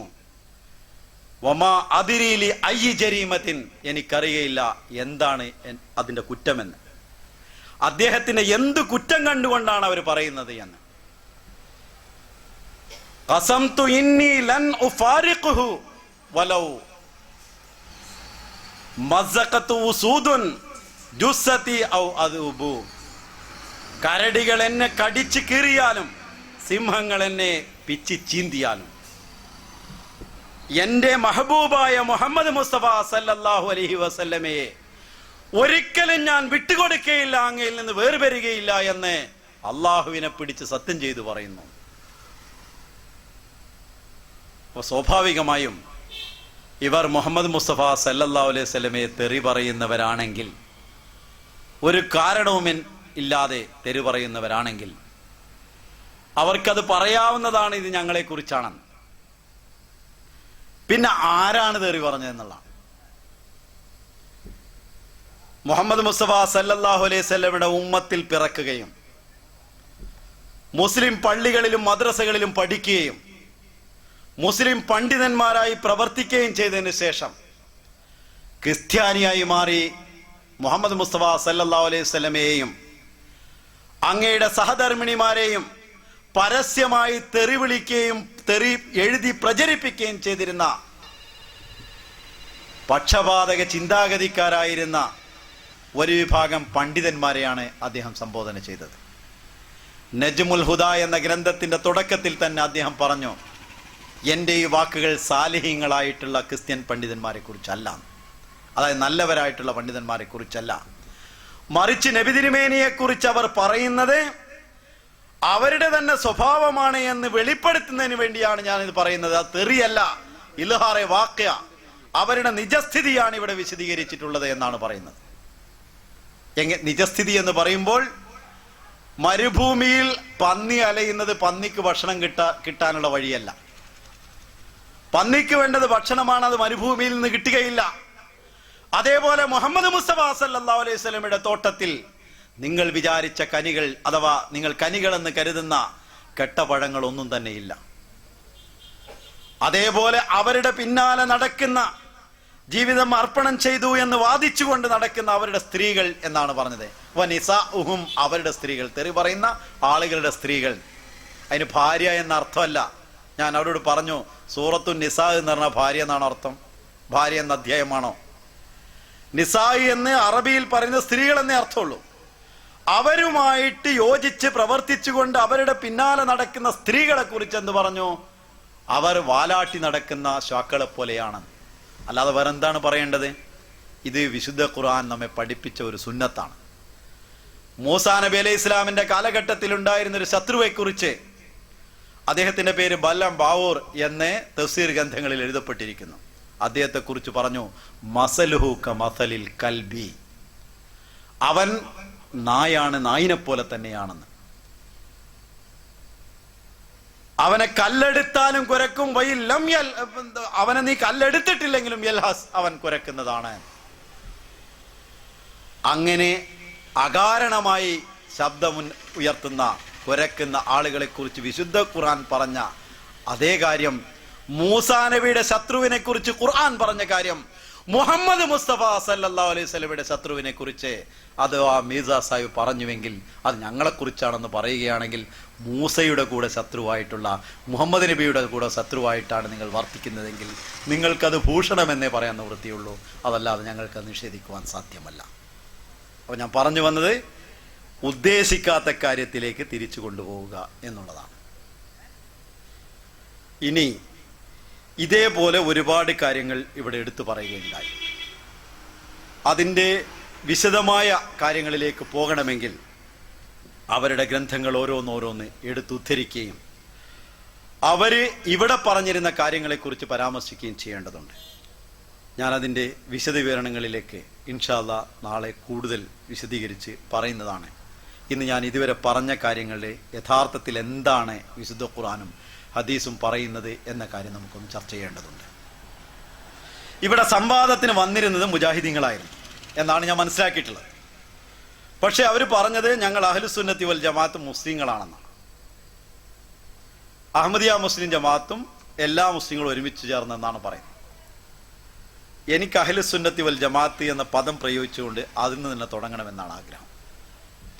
ഹസരത്ത് മുഹമ്മദ് മുസ്തഫ സല്ലല്ലാഹു അലൈഹി വസല്ലം തിരുത്തുമേനി പറഞ്ഞു, തഫറഖത്തിൽ യഹൂദു അലാ സിൻതൈനി വസബഈന മില്ല, യഹൂദികൾ 72 കക്ഷികളായി പിരിഞ്ഞു. വതഫ്തരിഖു ഉമ്മത്തി അലാ സലാസിൻ വസബഈന മില്ല, എൻ്റെ ഉമ്മത്ത് 73 കക്ഷികളായി ഒരടി കൂടി മുമ്പോട്ട് കയറി പിരിയും. കുല്ലുഹും ഫിന്നാർ, എല്ലാവരും നരകത്തിലായിരിക്കും. ഇല്ലാ വാഹിദ, ഒന്നൊഴികെ. എല്ലാ കക്ഷികളും നരകത്തിലും ഒന്നൊഴികെ ഒന്ന് നരകത്തിൽ നിന്ന് വിമുക്തവുമാണെന്ന് മുഹമ്മദ് മുസ്തഫ സല്ലല്ലാഹു അലൈഹി വസല്ലം തിരുമേനി പറഞ്ഞു. ഈ ഹദീസ് എല്ലാ വിഭാഗക്കാരും എടുത്തുദ്ധരിക്കാറുണ്ട്. പറയുമ്പോൾ സുന്നികൾ എടുത്തുദ്ധരിക്കുമ്പോൾ പറയും അവരാണ് ആ ഇല്ലാ വാഹിദ എന്ന് പറഞ്ഞ് ഏകകക്ഷി എന്ന് പറയും, മോക്ഷത്തിനർഹമായ കക്ഷി. മുജാഹിദുകൾ ഉദ്ധരിക്കുമ്പോൾ പറയും അത് ഞങ്ങളാണ്, സുന്നികളല്ല എന്ന് പറയും. കാരണം സുന്നികൾ നഊദു ബില്ലാഹി മിൻ ദാലിക് അവർ മുശ്രിക്കീങ്ങളാണെന്നാണ് അവരുടെ വാദം. അതല്ല, പുത്തൻവാദികളാണ് എന്നാണ് ഇവരുടെ വാദം. ജമാഅത്തെ ഇസ്ലാമിയും അതേപോലെ തന്നെ അവരും കാഫിറുകളാണെന്നാണ് മറ്റവരുടെ വാദം. ഞാൻ അതൊക്കെ വെറുതെ പറയുന്നല്ലോ, മലയാളത്തിൽ പുസ്തകങ്ങളുണ്ട്, നോക്കാം നമുക്ക്. അൽ കുംബുലത്ത് എന്ന പേരിൽ പട്ടാമ്പിയിലെ മുഹമ്മദ് ബാക്കവി എഴുതിയിട്ടുള്ള ഒരു പുസ്തകമുണ്ട്. കുംബുലത്ത് പറഞ്ഞാൽ എന്താ വിചാരിക്കേണ്ട, ബോംബ് എന്നതിൻ്റെ അർത്ഥം. മലയാളത്തിൽ ബോംബെന്നും എഴുതിയിട്ടുണ്ട്. ജമാഅത്തെ ഇസ്ലാമിക്കും മുജാഹിദിനുമെതിരിൽ അദ്ദേഹം മെനഞ്ഞെടുത്ത ബോംബാണിത്. അദ്ദേഹം പറയുകയാണ്, മുജാഹിദുകൾ, ബാക്കി ചില ഉദ്ധരണികൾ എനിക്ക് പ്രതിപക്ഷ ബഹുമാനത്തെ കണക്കിലെടുത്തുകൊണ്ട് ഉദ്ധരിക്കാൻ പറ്റില്ല, വേണമെങ്കിൽ പുസ്തകം എടുത്ത് വായിക്കാം. പട്ടാമ്പിയിൽ നിന്ന് പ്രസിദ്ധീകരിക്കുന്ന പട്ടാമ്പി ബാക്കവി എഴുതിയിട്ടുള്ള, മുഹമ്മദ് ബാക്കവി എഴുതിയിട്ടുള്ള അൽ കുംബുലത്ത് അഥവാ ബോംബ് എന്ന മലയാളത്തിലുള്ള പുസ്തകം. അതിൽ പറയാണ്, മുജാഹിദുകൾ പച്ച കാഫിറുകൾ തന്നെയാണ്, ഒരു കുറവും അത് വരുത്തിയിട്ടില്ല. മുനാഫിക്കുകളായ ജമാഅത്തെ ഇസ്ലാമികളെ ഒരു തട്ടിലും മറുതട്ടിൽ മുജാഹിദുകളായ കാഫിറുകളെയും കയറ്റിയിരുത്തിയാൽ രണ്ടിൻ്റെയും ഭാരം തുല്യമായിരിക്കും. അതേപോലെ സുന്നികൾ മുശ്രിക്കുകളാണ് എന്ന് അവർ എഴുതിയെന്ന് മാത്രമല്ല, അത് ഇപ്പോഴും ആ കാര്യത്തിൽ തർക്കങ്ങളും നടന്നുകൊണ്ടിരിക്കുകയാണ്. മുജാഹിദുകൾ അള്ളാഹുവിന് ഗൈബിലുള്ള വിശ്വാസം ഉണ്ടോ ഇല്ലേ എന്ന കാര്യത്തിലുള്ള തർക്കത്തിൽ, അള്ളാഹുവിന് നല്ലതും തീയതും ചെയ്യാൻ പറ്റുമോ എന്ന കാര്യത്തിൽ മുഹമ്മദ് നബി സല്ലല്ലാഹു അലൈഹി വസല്ലമക്ക് ഗൈബിനെ കുറിച്ച് അറിയുമോ ഇല്ലേ എന്ന കാര്യത്തിൽ, അള്ളാഹുവിനെ മോശപ്പെട്ട കാര്യങ്ങൾ ചെയ്യാനുള്ള ഖുദ്റത്തുണ്ടോ ഇല്ലേ എന്ന കാര്യത്തിൽ തർക്കിച്ചത് കൊണ്ട് അങ്ങനെ ഉണ്ടെന്ന് വിശ്വസിക്കുന്നവരാണ് തബ്ലീഗ് ജമാഅത്തുകാരെന്നും അവരും കാഫിറുകളാണ് എന്നാണ് സുന്നികളുടെ പക്ഷം. ഇവിടെ കാഫിർ പ്രൂഫ് എന്ന് പറയാവുന്ന ആരുമില്ല. എല്ലാവരും പരസ്പരം അങ്ങോട്ടും ഇങ്ങോട്ടും കാഫിറാക്കിയിട്ടുണ്ട്. ഏതെങ്കിലും ഒരാൾ മുസ്ലിം ആണെങ്കിൽ അവരെ കാഫിറാക്കിയിട്ടുള്ള ആള് തിരിച്ച് കാഫിറാകും എന്നും റസൂലുള്ളാഹി സ്വല്ലല്ലാഹു അലൈഹി വസല്ലം ഫത്വയാണ്. അപ്പൊ ഈ 72 കക്ഷികളിൽ മൂന്നാമത്തെ ഒന്ന് ഏത് നമുക്ക് നിശ്ചയിക്കാം. 72 കക്ഷികളിൽ മുഴുവൻ മുസ്ലിങ്ങളാണെങ്കിലും പരസ്പരം കാഫിറാക്കിയത് കൊണ്ട് അവരെല്ലാവരും സ്വയം മുഹമ്മദ് മുസ്തഫ സല്ലല്ലാഹു അലൈഹി വസല്ലമയുടെ ഫത്വയനുസരിച്ച് കാഫിറുകളായിട്ടുണ്ട്. അല്ല, ശ്രദ്ധിക്കാം, 72 മുസ്ലിമാണ്, നമ്മളാണല്ലോ പുറത്ത്. അഹമ്മദികൾ പുറത്താണ്, അവർ കാഫിറാണ്. 72 ചേർന്ന് ഞങ്ങളെ മുസ്ലിം ആക്കിയിട്ടുണ്ട്, ഞങ്ങള് കാഫിറാക്കിയിട്ടുണ്ട്, അവർ മുസ്ലിം ആയിട്ടുണ്ട്. ഞങ്ങൾക്കെതിരിൽ വരാനല്ലാതെ വേറെ ഒരു കാര്യത്തിന് അവർ പരസ്പരം മുസ്ലിമാകല്ല. തൽക്കാലം അക്കാര്യത്തിൽ അവർ മുസ്ലിമായി വന്നാൽ ഇതിൽ ആരും തന്നെ പരസ്പരം കുഫർ ഫത്വ കൊടുക്കാത്തവരില്ല. അവരുടെ സ്വന്തം പ്രസ്താവം അനുസരിച്ച് എല്ലാവരും മുസ്ലിങ്ങളുമാണ്. മുഹമ്മദ് നബി സല്ലല്ലാഹു അലൈഹി വസല്ലം പറയാണ്, മുസ്ലിമായ ഒരാളെ കാഫിറാക്കിയാൽ ആ കുഫർ തിരിച്ചു വധിക്കുന്നു. മുഹമ്മദ് നബി സല്ലല്ലാഹു അലൈഹി വസല്ലം ഫത്വ എന്താ നിങ്ങൾ ചെയ്യുക? അപ്പൊ ഞങ്ങൾക്കെതിരിൽ മുസ്ലിമാങ്ങളാണ് എന്ന് വാദിക്കുന്നതോടുകൂടി നിങ്ങളുടെ ഫത്വ മുഹമ്മദ് മുസ്തഫ സല്ലല്ലാഹു അലൈഹി വസല്ലമയുടെ ഫത്വ അനുസരിച്ച്, നിങ്ങളുടെ ഫത്വകളുടെ തീരുമാനം അനുസരിച്ചുകൊണ്ട് നിങ്ങൾ കാഫിറായി മാറുകയാണ് ചെയ്യുന്നത്. ഞാനല്ലട്ടോ ആക്കുന്നത്. മറ്റൊന്ന്, അങ്ങനെ ആവണല്ലോ, നിങ്ങളുടെ വായിൽ തന്നെ ആവണമല്ലോ. കാരണം മുഹമ്മദ് നബി സല്ലല്ലാഹു അലൈഹി വസല്ലം പറഞ്ഞത് കുല്ലുഹും ഫിന്നാർ, എല്ലാവരും നരകാവകാശികളാണെന്ന്. എല്ലാവരും സ്വർഗവും, ഒന്ന് നരകത്തിലൊന്നല്ല പറഞ്ഞത്. ഭൂരിപക്ഷം ഒരുമിച്ച് ചേരുന്ന 72 ഒരുമിച്ച് ചേർന്നാൽ അവർ നരകത്തിലാണെന്നും നബി തിരുമേനിയുടെ സുപ്രീം കോടതിയിൽ നിന്നുള്ള വിധിയാണത്. നബി തിരുമേനിയുടെ വിധിക്ക് എതിരായിക്കൊണ്ട് നിങ്ങൾ മുസ്ലിം എന്ന് പറഞ്ഞാൽ നബി തിരുമേനിയുടെ മറ്റൊരു ഹദീസ് വെച്ചുകൊണ്ട് വീണ്ടും കാഫിറാകുന്ന ഗതികേടാണ്. എവിടേക്കെങ്കിലും ഓടാൻ സ്ഥലമുണ്ടോ കാഫിർ അല്ലാതാവാൻ? എന്നാൽ നബി തിരുമേനി പറഞ്ഞു ഇല്ലാ വാഹിദ എന്ന് പറഞ്ഞപ്പോൾ അതിനൊരു അടയാളം പറഞ്ഞു, അലാ വഹിയൽ ജമാഅൻ. ശ്രദ്ധിച്ച് കേൾക്കുക, അത് അൽ ജമാഅയാണ്, അത് ജമാഅത്താണ്. ജമാഅത്ത് ഏതാണ്? ഇമാമും ജമാഅത്തുമായിട്ട് നിസ്കരിക്കുമ്പോൾ ഒരാൾ ഇമാം ഉണ്ടാവും, ഒറ്റക്ക് നിസ്കരിക്കുമ്പോൾ അത് ഉണ്ടാവുകയില്ല. അതുകൊണ്ട് തന്നെ ഹസരത്ത് ഉമർ ബിൻ ഖത്താബ് റളിയല്ലാഹു തആല അൻഹു പറഞ്ഞു, ലാ ഇസ്ലാമ ഇല്ലാ ബിൽ ജമാഅ, ജമാഅത്തില്ലാതെ ഇസ്ലാമേ ഇല്ല.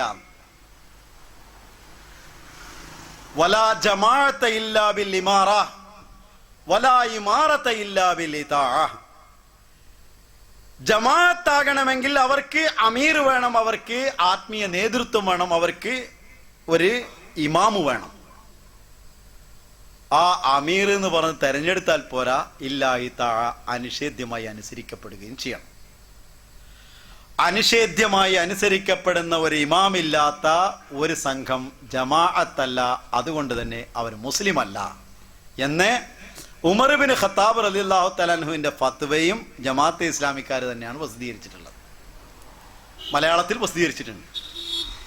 അപ്പോൾ ഇപ്പോൾ എങ്ങനെയാണ് ഇതിൽ ഏതെങ്കിലും ഒരു പ്രസ്ഥാനത്തിനൊരു ഇമാമുണ്ടോ? പിന്നെ പ്രകാശം കാണുമ്പോൾ മൂങ്ങ കൊഞ്ഞനം കുത്തുന്നത് പോലെ അഹമ്മദിയ ജമാഅത്തിന്റെ ഖലീഫക്ക് ഭരണം ഉണ്ടോന്നാ ചോദിക്കാനുള്ളത്. ഭരണം ഉണ്ടെങ്കിലേ ഇമാമാവുള്ളൂ. ഒരു പഞ്ചായത്തിലെങ്കിലും ഭരണം ഉണ്ടോ എന്ന് ചോദിച്ചു. അവിടെ വെച്ച് അതിന്റെ സമയം വളരെ പരിമിതമായതുകൊണ്ട് ഞാൻ ആ ഭരണം ശരണം ഗച്ഛാമി ചരിത്രത്തിലേക്ക് പോകാൻ പോയില്ല. കാരണം ഭരണമില്ലാതെ ഇസ്ലാമില്ല എന്നാണ് അവരുടെ വാദം ഉണ്ടായിരുന്നത്. മുജാഹിദികളുടെ വേദിയിലാണെങ്കിലും ജമാഅത്തെ ഇസ്ലാമി കാക്കക്കൂട്ടിൽ കുയിൽ മുട്ടട്ടതുപോലെ അത് ഇട്ടിട്ട് പോയി. അവസാനം ഭരണം ഇല്ലാത്ത പ്രവാചകന്മാരെല്ലാം, ഞാൻ ഒരേ ഒരു ചോദ്യം ചോദിച്ചുള്ളൂ, ഹസ്രത്ത് മുഹമ്മദ് മുസ്തഫ സല്ലല്ലാഹു അലൈഹി വസല്ലം 13 കൊല്ലക്കാലം പരിപൂർണ മുസ്ലിം ആയിരുന്നോ? പ്രതിപക്ഷ ബഹുമാനത്തെയും സംവാദത്തിന്റെ വിഷയം മാറരുത് എന്ന് കരുതിക്കൊണ്ട് മാത്രം അന്നേരം ഞാൻ പറഞ്ഞില്ല ജമാഅത്തെ ഇസ്ലാമിയുടെ ആചാര്യനായ മൗലാന മൗദൂദി സാഹിബ് പറഞ്ഞ പരിപൂർണ മുസ്ലിം അല്ലാന്ന. ഭരണം കിട്ടിയപ്പോഴാണ് പരിപൂർണ മുസ്ലിം ആയത്. 13 കൊല്ലക്കാലം മുസ്ലിം ആകാൻ പറ്റിയില്ല. അപ്പൊ അത്തരത്തിലുള്ള ആളുകൾക്ക് ഭരണം ആവശ്യമാണ്. അപ്പൊ ഭരണമുള്ള IS-ന്റെ ആൾക്കാരും ഖലീഫയല്ലേ ഇവർക്ക്? അതേപോലെ ഭരണമുള്ള കുറെ ആൾക്കാരുണ്ടല്ലോ ഇമാമിങ്ങൾ, അവരൊക്കെ ഖലീഫ ആയിക്കൂടെ? ഞാൻ അവിടേക്കൊന്നും പോകുന്നില്ല, ചർച്ച വഴിതെറ്റെന്ന് ഞാൻ ഉദ്ദേശിക്കുന്നില്ല. ഞാൻ ഒരു ചെറിയ എളിയ ചോദ്യം ചോദിക്കട്ടെ. ഹസ്രത്ത് അബൂബക്കർ സിദ്ദീഖ് റളിയല്ലാഹു തആല അൻഹു നിങ്ങൾക്ക് ഖലീഫയാണോ? ഉമർ ബിൻ ഖത്താബ് നിങ്ങൾക്ക് ഖലീഫയാണോ? ഉസ്മാൻ ബിൻ അഫ്ഫാൻ നിങ്ങൾക്ക് ഖലീഫയാണോ? അലി റളിയല്ലാഹു അൻഹും നിങ്ങൾക്ക് ഖലീഫയാണോ? ആണെങ്കിൽ നിങ്ങളുടെ മേലോ നിങ്ങളുടെ പൂർവ്വ പിതാക്കളുടെ മേലോ എവിടെയെങ്കിലും അവർക്ക് ഭരണം ഉണ്ടായിരുന്നോ? ഭരണമുണ്ടെങ്കിൽ ഖലീഫയാണെങ്കിൽ ഭരണമുള്ള ഇടത്തിലല്ലേ ഖലീഫയാകാൻ പറ്റുള്ളൂ. ഭരണം എന്നതിന് ഒരു നിശ്ചിത പരിധിയിൽ എവിടെയെങ്കിലും ഒരാൾ നിൽക്കുന്ന സ്ഥലത്ത് ഭരണം ഉണ്ടായാൽ മതിയോ? ആർക്ക് ഖലീഫയാണോ അവരുടെ മേൽ ഭരണം വേണം. അപ്പൊ ഉമർ ബിൻ ഖത്താബും അബൂബക്കർ സിദ്ദീഖും തുടങ്ങിയുള്ള ഖലീഫമാരും നിങ്ങൾക്ക് ഖലീഫമാരാവുകയില്ല. കാരണം അവർക്ക് നിങ്ങളുടെ മേൽ ഭരണം ഉണ്ടായിട്ടില്ല, മുമ്പുണ്ടായിട്ടില്ല. കേരളത്തിലൊന്നും അവരുടെ ഭരണം ഉണ്ടായിട്ടില്ലല്ലോ. അപ്പൊ എങ്ങനെയാണ് ഖലീഫയാകല്? കൂടാതെ ഭരണമില്ലാത്ത ഖലീഫമാർ എത്രയോ ഇവിടെ കടന്നു പോയിട്ടുണ്ട്. അവരൊക്കെ എങ്ങനെ ഖലീഫയാവും? ഖിലാഫത്ത് എന്ന പദം വിശുദ്ധ ഖുർആനിൽ ഖലീഫ എന്ന പദം 14 സ്ഥലങ്ങളിലാണ് പ്രയുക്തമായിട്ടുള്ളത്. ആ 14 സ്ഥലങ്ങളിലും അള്ളാഹുവാണ് ഖലീഫയാക്കുന്നത് എന്ന് പറഞ്ഞ് ഭരണം പിടിച്ചെടുക്കുന്ന ഖലീഫമാരെ കുറിച്ചല്ല പറയുന്നത്. അള്ളാഹു ഖലീഫമാരാക്കുന്ന പറഞ്ഞത്, അല്ലാതെ ജനങ്ങൾ ഖലീഫയാക്കുന്നതോ ഭരണകാരണം ഖലീഫയാകുന്ന ആളെയല്ല അവിടെ കുറിച്ച് പറയുന്നത്. നമുക്ക് തിരിച്ചു വരാം. ഇവിടെ പറഞ്ഞത് ഇമാമുൻ ജമാഅത്തുമായ ഒരേ ഒരു പ്രസ്ഥാനം അഹമ്മദിയ മുസ്ലിം ജമാഅത്ത് മാത്രമാണ്. നബി തിരുമേനി പറയുന്നു അലാ വഹിയൽ ജമാഅ, അത് അൽ ജമാഅത്താണെന്ന്. അൽ ജമാഅത്ത് എന്ന പേരിൽ ആഗോളതലത്തിൽ പ്രവർത്തിക്കുന്ന ഒരു ഇമാമും ആ ഇമാമിന്റെ കീഴിൽ അണിനിരന്നുള്ള ഒരു ജമാഅത്തും മിക്കവാറും അവനവന്റെ ഭാഷയിൽ തന്നെ ആ ഇമാമിന്റെ ഖുത്ബ വെള്ളിയാഴ്ച ദിവസങ്ങളിൽ അതേ സമയത്ത് തത്സമയം പ്രക്ഷേപണം ചെയ്യുന്നത് കൊണ്ട് നേരിട്ട് ഓരോ അഹമ്മദിക്കും കേൾക്കാനുള്ള സൗകര്യമുണ്ട്. ഇവിടെ ഖുത്ബ മലയാളത്തിലാണോ, ഉറുദുവിലാണോ, അറബിയിലാണോ, അതോ കോളാമ്പിയിലാണോ, മൈക്കിലാണോ? അത് പറയുമ്പോൾ ഇടങ്ങേറ് പറയണ്ട. സുന്നികളിൽ തന്നെ ഒരു വിഭാഗം, സദഖത്തുൽ തന്നെ വിഭാഗം മൈക്കിൽ ഓതാൻ പറ്റൂല എന്ന് പറയുന്നത്. മൈക്കിൽ ഓതിയ ഹറാമാണ്. അപ്പോ ഇത് ഏതിലാണെന്ന് നിങ്ങൾക്ക് തീരുമാനമായിട്ടില്ല 1400 കൊല്ലമായിട്ട്. പക്ഷേ ഒരേ ഖുത്ബ കോടിക്കണക്കിന് അഹമ്മദികൾ അതേ സമയത്ത് ലൈവ് ടെലികാസ്റ്റ് ചെയ്യുന്നത് കൊണ്ട് MTA-യിൽ നിന്ന് നേരിട്ട് കേൾക്കുകയും അതനുസരിച്ച് പ്രവർത്തിക്കുകയും ചെയ്യുന്ന ഒരു ഇമാമിന്റെ കീഴിൽ ജീവിക്കുമ്പോൾ ഭരണമില്ലാത്തതുകൊണ്ട് ഖലീഫ അല്ല എന്ന് പറയുന്നു. കോടിക്കണക്കിന് വരുന്ന അഹമ്മദികളുടെ ഓരോരുത്തർക്കും അവരുടെ ഹൃദയങ്ങളെ ഭരിക്കുന്നത് അവരുടെ ഖലീഫയാണ് എന്ന് നിങ്ങൾ മനസ്സിലാക്കണം. ചെങ്കോലും കിരീടവുമില്ലാത്ത അതിശക്തമായ ഒരു ഭരണം ഓരോ അഹമ്മദിയുടെയും ഹിത്തടങ്ങളിൽ അഹമ്മദിയ ജമാഅത്തിന്റെ ഖലീഫക്കുണ്ട്. അതില്ല എന്നുള്ളത്, അങ്ങനെ ഇല്ലെങ്കിൽ എന്താണെന്ന് നിങ്ങൾക്ക് തന്നെ അറിയാം. അഹമ്മദിയ ജമാഅത്തും ചില ആളുകളെ പുറത്താക്കുന്ന ജമാഅത്ത് എന്നല്ല, ജമാഅത്തിന്റെ വ്യവസ്ഥയിൽ നിന്ന്, ഖിലാഫത്ത് വ്യവസ്ഥിതിയിൽ നിന്ന്. ഖലീഫക്ക് ബയ്യത്ത് ചെയ്യുന്ന ഒരു വ്യക്തി തൻ്റെ പ്രവർത്തനം കൊണ്ട് താൻ ആ ബയ്യത്തിൽ നിന്ന് വ്യതിരിക്തനാണ് എന്ന് തെളിയിക്കുമ്പോൾ അത് പ്രഖ്യാപിക്കും നീ അതിന് പുറത്താണെന്ന്. അല്ല ബൈക്കട്ടും ബഹിഷ്കരണമൊന്നുമല്ല.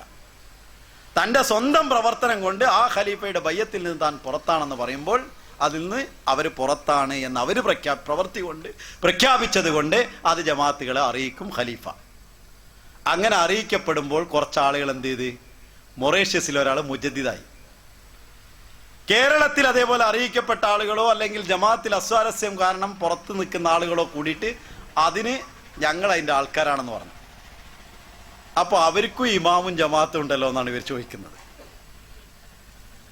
ആഗോളതലത്തിൽ 200-ലധികം രാഷ്ട്രങ്ങളിൽ കോടിക്കണക്കിന് ആളുകളുടെ നേതാവായിട്ട് ഒരു ഇമാമ് നിൽക്കുമ്പോൾ മൊറേഷ്യസിലുള്ള ഒരാൾ, അപ്പൊ 12 ആൾ വേറെ ഉണ്ട് നെറ്റിൽ തെരഞ്ഞാൽ മുജദ്ദിദീങ്ങൾ.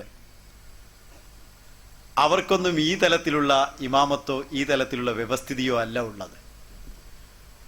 ആ സമയത്ത് അത് അഹമ്മദിയ ജമാഅത്തിൽ അവർ നബിയല്ലേ എന്നൊക്കെ ചോദിച്ചു.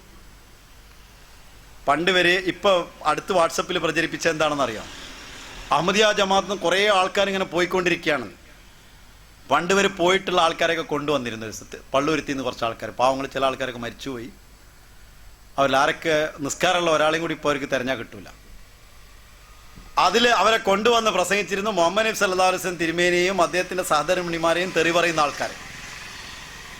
അതിന്റെ കാസറ്റ് എടുത്ത് ഞാൻ പറഞ്ഞു ആർക്ക് വേണേലും കേൾക്കാം, ഈ സ്റ്റേജിൽ വെച്ച് ഞാൻ കേൾപ്പിക്കാന്ന് അവരെ വെല്ലുവിളിച്ചു. കൊടിയത്തൂർ വെച്ചും അതേപോലെ തന്നെ കോഴിക്കോട് വെച്ചും 2 സ്ഥലത്താണ് അവർ വന്നിരുന്നത്. അവർക്കും ജമാഅത്ത് നിന്ന് പുറത്തുപോയി എന്ന് പറഞ്ഞ് പ്രചരിപ്പിക്കാൻ ഒരു വഴി കിട്ടി. അന്ന് മാധ്യമം വളരെ ശക്തമായിട്ട് അത് ആഘോഷിച്ചു. അതേപോലെ അപ്പൊ ഞങ്ങൾ അതിന് പറഞ്ഞ മറുപടി എന്താന്ന് വെച്ചാൽ, ഞാൻ തന്നെ ഒന്ന് മറുപടി പറഞ്ഞു, കൊടിയത്തൂർ വെച്ച് വയറ്റിന് അസുഖം പിടിച്ചാൽ ബിരിയാണി കഴിച്ചതാണെങ്കിലും നമ്മൾ മരുന്ന് കഴിക്കും. അങ്ങനെ അകത്തുനിന്ന് പുറത്തു പോയാലോ എന്ന് പറഞ്ഞാൽ ആരും കരയാറില്ല. അതേപോലെ അഹമ്മദിയ ജമാഅത്തിന് ആരെങ്കിലും പോയി കഴിഞ്ഞാൽ അതിന് ഞങ്ങൾക്ക് കരയേണ്ട ആവശ്യമൊന്നുമില്ല. അതിനെ കൂട്ടിവെച്ചൊരു മുജദ്ദിദും കൂടി ഉണ്ടെങ്കിലും കരയേണ്ട ആവശ്യമില്ല. ഇസ്ലാമിൽ നിന്ന് എത്ര ആളുകൾ എന്തെല്ലാം വാദിച്ച്. മുസൈലിമത്തുൽ കദ്ദാബ് ആരായിരുന്നു? നബി തിരുമേനി സല്ലല്ലാഹു അലൈഹി വസല്ലമയിൽ ആദ്യം വിശ്വസിക്കാൻ വന്ന ആളാണ്. നബി തിരുമേനിയുടെ കാലഘട്ടത്തിൽ മുസ്ലിമായി ജീവിച്ച ആളാണ്. നബി തിരുമേനി മരിച്ചപ്പോൾ വഫാത്തായപ്പോൾ സക്കാത്ത് അവിടെ കൊടുക്കേണ്ടയില്ല ഇവിടെ കൊടുക്കാന്ന് പറഞ്ഞു. ഇപ്പൊ നിങ്ങൾക്കൊക്കെ ഉള്ള സുന്നത്ത് റസൂൽ തിരുമേനി സല്ലല്ലാഹു അലൈഹി വസല്ലമയുടെ സുന്നത്ത് അനുസരിച്ച് അബൂബക്കർ സിദ്ദീഖ് റളിയല്ലാഹു തആല അൻഹു പറഞ്ഞു, ബൈത്തുൽ മാലിലേക്ക് നേരത്തെ ഒരൊട്ടകവും കയറും കൊടുത്തിരുന്നുവെങ്കിൽ ഇന്ന് ഒട്ടകത്തെ കൊടുക്കും കയർ കൊടുക്കുകയില്ല എന്ന് പറഞ്ഞാൽ ഞാൻ അവനോട് യുദ്ധം ചെയ്യും. മുസൈലിമത്തുൽ കദ്ദാബ് പറഞ്ഞു, റസൂലുള്ള കാലത്ത് മാത്രമുള്ള സിസ്റ്റം ഉള്ളത്, അതിനുശേഷം ഞങ്ങൾ ഇവിടെ വാങ്ങുകയും ഇവിടെ കൊടുക്കുകയും ചെയ്യുന്നു. ഇപ്പൊ ലോകത്ത് നടക്കുന്ന മുസ്ലിങ്ങൾ നടത്തുന്നത് പോലെ. അവൻ സക്കാത്ത് ഫണ്ടൊക്കെ ഉണ്ട്. ബൈത്തുൽ മാലും ഖിലാഫത്തും ഇല്ലാതെ, സക്കാത്തിന്റെ ആഗോളതലത്തിലുള്ള ഒരു സംവിധാനമില്ലാതെ ആഗോളതലത്തിലുള്ള ഇസ്ലാമിനെ പ്രതികരിക്കാൻ നിവൃത്തിയില്ല.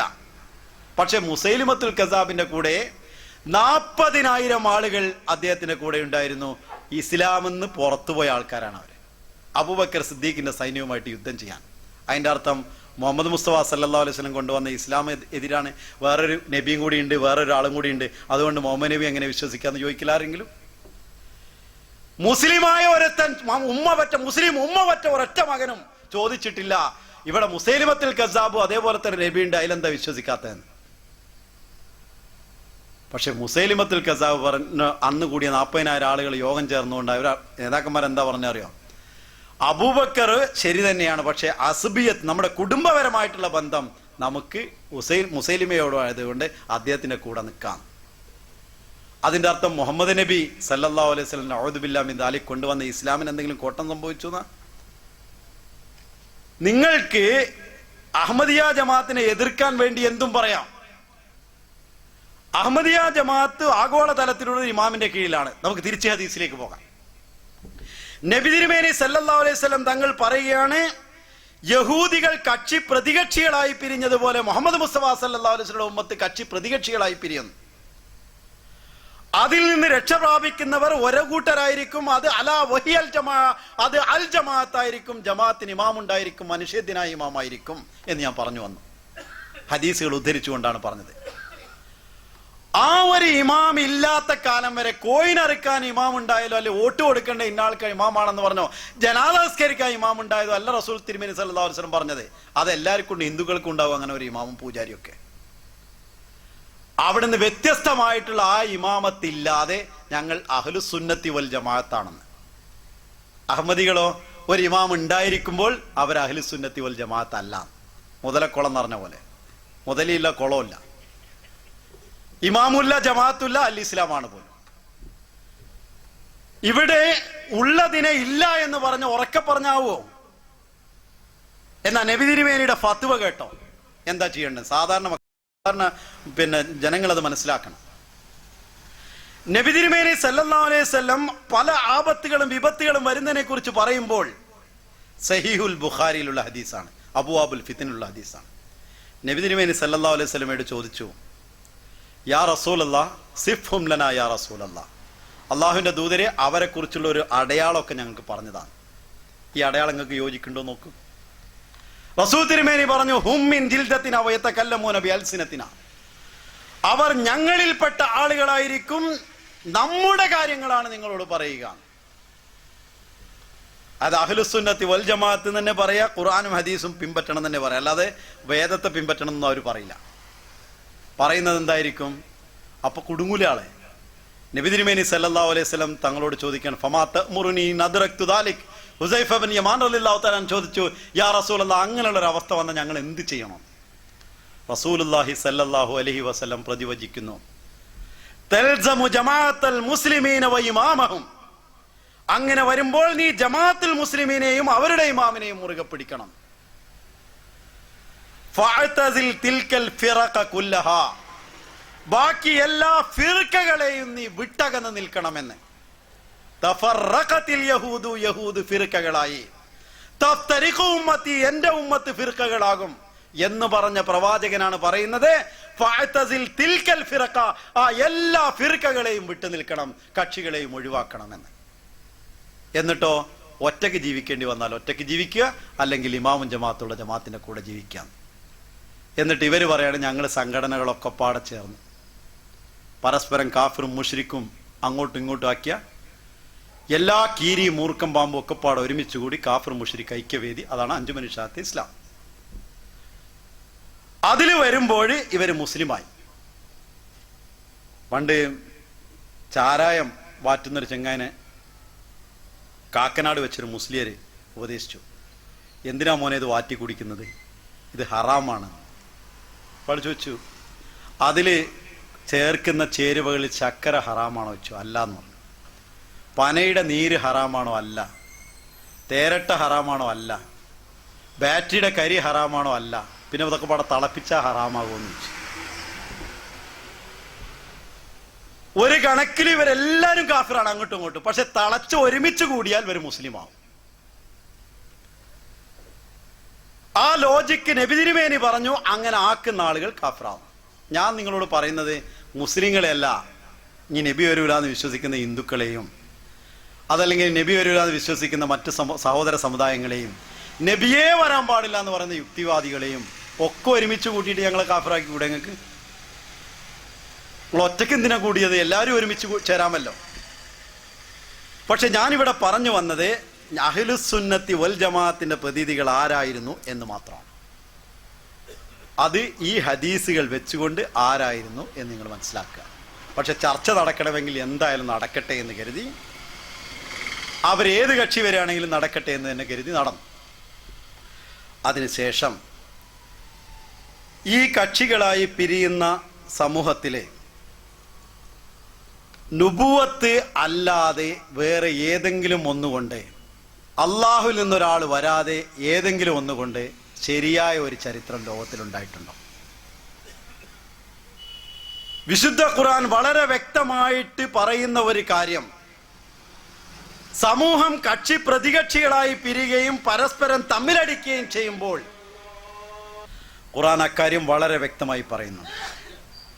ഖുർആൻ പറയുന്നു, ഈ നീ പ്രഖ്യാപിക്കുക, ഹാദാ സിറാത്തി മുസ്തഖീമൻ ഫത്തബിഉഹു വലാ തത്തബിഉസ് സുബുല ഫതഫറഖ ബികും അൻ സബീലി. ഇതാണ് എൻ്റെ നേരായ മാർഗം, അതിനെ നിങ്ങൾ പിൻപറ്റുക. മറ്റ് ഭിന്ന മാർഗങ്ങളെ നിങ്ങൾ പിൻപറ്റരുത്. ഫതഫറഖ ബികും അൻ സബീലി, അവന്റെ മാർഗത്തിൽ നിങ്ങൾ ഫിർഖകളാക്കി മാറ്റിക്കളയുക. മുഹമ്മദ് മുസ്തഫ സല്ലല്ലാഹു അലൈഹി വസല്ലമയുടെ യഥാർത്ഥ മാർഗത്തെ പിൻപറ്റുകയാണെങ്കിൽ ഒരിക്കലും ഫിർഖകളായി പിരിയേണ്ട ദുർഗതി മുസ്ലിം സമൂഹത്തിന് വരികയില്ല. അതിലേത് കക്ഷിയായാലും ഞാൻ ആരെയും വേദനിക്കാൻ ഉദ്ദേശിക്കുന്നില്ല. ഒരു കാരണത്താലും പിരിയേണ്ട ദുർഗതി വരികയില്ല. ആ യഥാർത്ഥത്തിലുള്ള മാർഗത്തെ, സിറാത്തി മുസ്തഖീമ, മുസ്തഖീമായ മാർഗത്തെ, മുസ്തഖീമായ മാർഗം ഏതാണ് എന്ന് വിശുദ്ധ ഖുർആൻ വ്യക്തമായി പറഞ്ഞിട്ടുണ്ട്.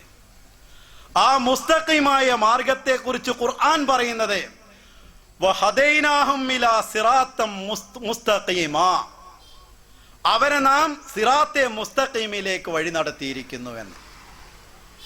ആ സിറാത്തെ മുസ്തഖീമിലേക്ക് വഴി നടത്തിയിരിക്കുന്നു എന്ന് ഖുർആൻ പറയുമ്പോൾ ഖുർആൻ വളരെ വ്യക്തമായി നമ്മെ ദിവസവും ഓരോ ഫർദ് നമസ്കാരത്തിലും ഓരോ റക്അത്തിലും ഓതാൻ പഠിപ്പിച്ചത് ഇഹ്ദിനസ് സിറാത്തൽ മുസ്തഖീം വഹദൈനാഹും ഇലാ സിറാത്തിൻ മുസ്തഖീമ, നാം അവരെ സിറാത്തെ മുസ്തഖീമിലേക്ക് ഹിദായത്ത് ചെയ്തിരിക്കുന്നു, അവരെ വഴി നടത്തിയിരിക്കുന്നു. നാം ദിവസവും അള്ളാഹുവിനോട് ദുആ ചെയ്യുന്നത് ഇഹ്ദിനസ് സിറാത്തൽ മുസ്തഖീം, അള്ളാഹുവെ ഞങ്ങളെ നീ നേരായ വഴിയിൽ നടത്തേണമേ, മുസ്തഖീമായ മാർഗത്തിൽ നടത്തേണമേ. ഗൈറിൽ മഗ്ദൂബി അലൈഹിം വലദ്ദാലീൻ, ളാലീങ്ങളുടെ വഴിയിലോ മഗ്ദൂമിന്റെ വഴിയിലോ അഥവാ കോപിക്കപ്പെട്ടവരുടെ വഴിയിലോ മാർഗഭ്രംശം സംഭവിച്ചവരുടെ വഴിയിലോ അല്ല. മാർഗഭ്രംശം സംഭവിച്ച വഴിപിഴച്ച ആളുകൾ ആരാണെന്ന് ചോദിച്ചപ്പോൾ, അതേപോലെ തന്നെ കോപിക്കപ്പെട്ടവരാരാണെന്ന് ചോദിച്ചപ്പോൾ മുഹമ്മദ് മുസ്തഫ സല്ലല്ലാഹു അലൈഹി വസല്ലം തിരുമേനി രണ്ട് സമൂഹത്തെ വഴിപിഴച്ചവരും മാർഗഭ്രംശം സംഭവിച്ചവരുമായി എടുത്തു പറഞ്ഞു. അത് നസാറാക്കളും യഹൂദികളുമാണ്. അതുകൊണ്ട് തന്നെ മുഹമ്മദ് മുസ്തഫ സല്ലല്ലാഹു അലൈഹി വസല്ലം തങ്ങൾ പറഞ്ഞു, എന്റെ ഉമ്മത്തിൽ വരുന്ന ഫിത്നകൾ വരുമ്പോൾ ലതത്തബിഉന്ന സുനന മൻ കാന ഖബ്ലകും ശിബ്റൻ ശിബ്റാ വസിറാഅൻ വസിറാഅ. ബുഖാരിയിലുള്ള ഹദീസാണ്. എന്റെ ഉമ്മത്ത് നിങ്ങൾ അനുഗമിക്കും പൂർവ്വ സമുദായങ്ങളെ, ചാണിന് ചാണായും മുഴത്തിന് മുഴമായും. നബി തിരുമേനി സല്ലല്ലാഹു അലൈഹി വസല്ലമയുടെ സഹാബത്ത് ചോദിച്ചു, അൽ യഹൂദു വൻ നസാറ, യഹൂദികളും നസാറാക്കളുമാണോ ആ പൂർവ്വ സമുദായം എന്ന് പറഞ്ഞതുകൊണ്ട് വിവക്ഷിക്കപ്പെടുന്നത്? നബി തിരുമേനി പറഞ്ഞു, ഫമൻ, വേറെ ആരാണ്? അപ്പൊ നബി തിരുമേനി നമ്മെ പഠിപ്പിച്ചത് ഈ ഉമ്മത്തിൽ തന്നെ നസാറാക്കളും യഹൂദികളെയും അനുഗമിക്കുന്ന ഒരു വിഭാഗം ഉണ്ടാകുമെന്നും ആ വിഭാഗം കക്ഷി പ്രതികക്ഷികളായി പിരിഞ്ഞതുപോലെ പിരിയുമെന്നും, ആ പറഞ്ഞ വിഭാഗമാണ് മഗ്ദൂബി അലൈഹിം വലദ്ദാലീൻ എന്നും നബി തിരുമേനി പഠിപ്പിക്കുമ്പോൾ ഓരോ മുസൽമാനും ഓരോ നമസ്കാരത്തിലും ഓരോ റക്അത്തിലും ദുആ ചെയ്യുന്നു, മഗ്ദൂബും ളാലീനും യഹൂദിയും നസാറയും എന്നെ ആക്കരുതേ എന്ന് ദുആ ചെയ്യുന്നു. ഞാനിത് പറയുമ്പോൾ ലാലീൻ മഗ്ലൂബ് എന്നതിന് യഹൂദി നസാറ എന്ന അർത്ഥം മാത്രമാണുള്ളതെന്നല്ല പറയുന്നത്. മറിച്ച് അതിൻ്റെ യഥാർത്ഥത്തിലുള്ള വിവക്ഷകളിൽ നബി തിരുമേനിയിൽ നിന്ന് നിവേദനം ചെയ്യപ്പെട്ട ഒരു വിവക്ഷയിൽ അവർ യഹൂദി നസാറാക്കളാകുന്നതിൽ നിന്നും അവർ ദുആ ചെയ്യേണ്ടിയിരിക്കുന്നു എന്നാണ്. അഹ്മദിയ മുസ്ലിം ജമാഅത്തിന്റെ സ്ഥാപകർ തന്റെ വിവിധ ഗ്രന്ഥങ്ങളിൽ എടുത്തെടുത്ത് ചോദിക്കുന്നു മുസ്ലിങ്ങളോട് വേദനയോടുകൂടി, നബി തിരുമേനി പറയുന്നു നിങ്ങൾ പൂർവ്വ സമുദായത്തോട് അനുഗമിക്കുമെന്ന്. നബി തിരുമേനി പഠിപ്പിച്ച ദുആകളിൽ നമ്മോട് പഠിപ്പിച്ചു നമസ്കാരത്തിൽ ദുആ ചെയ്യാൻ.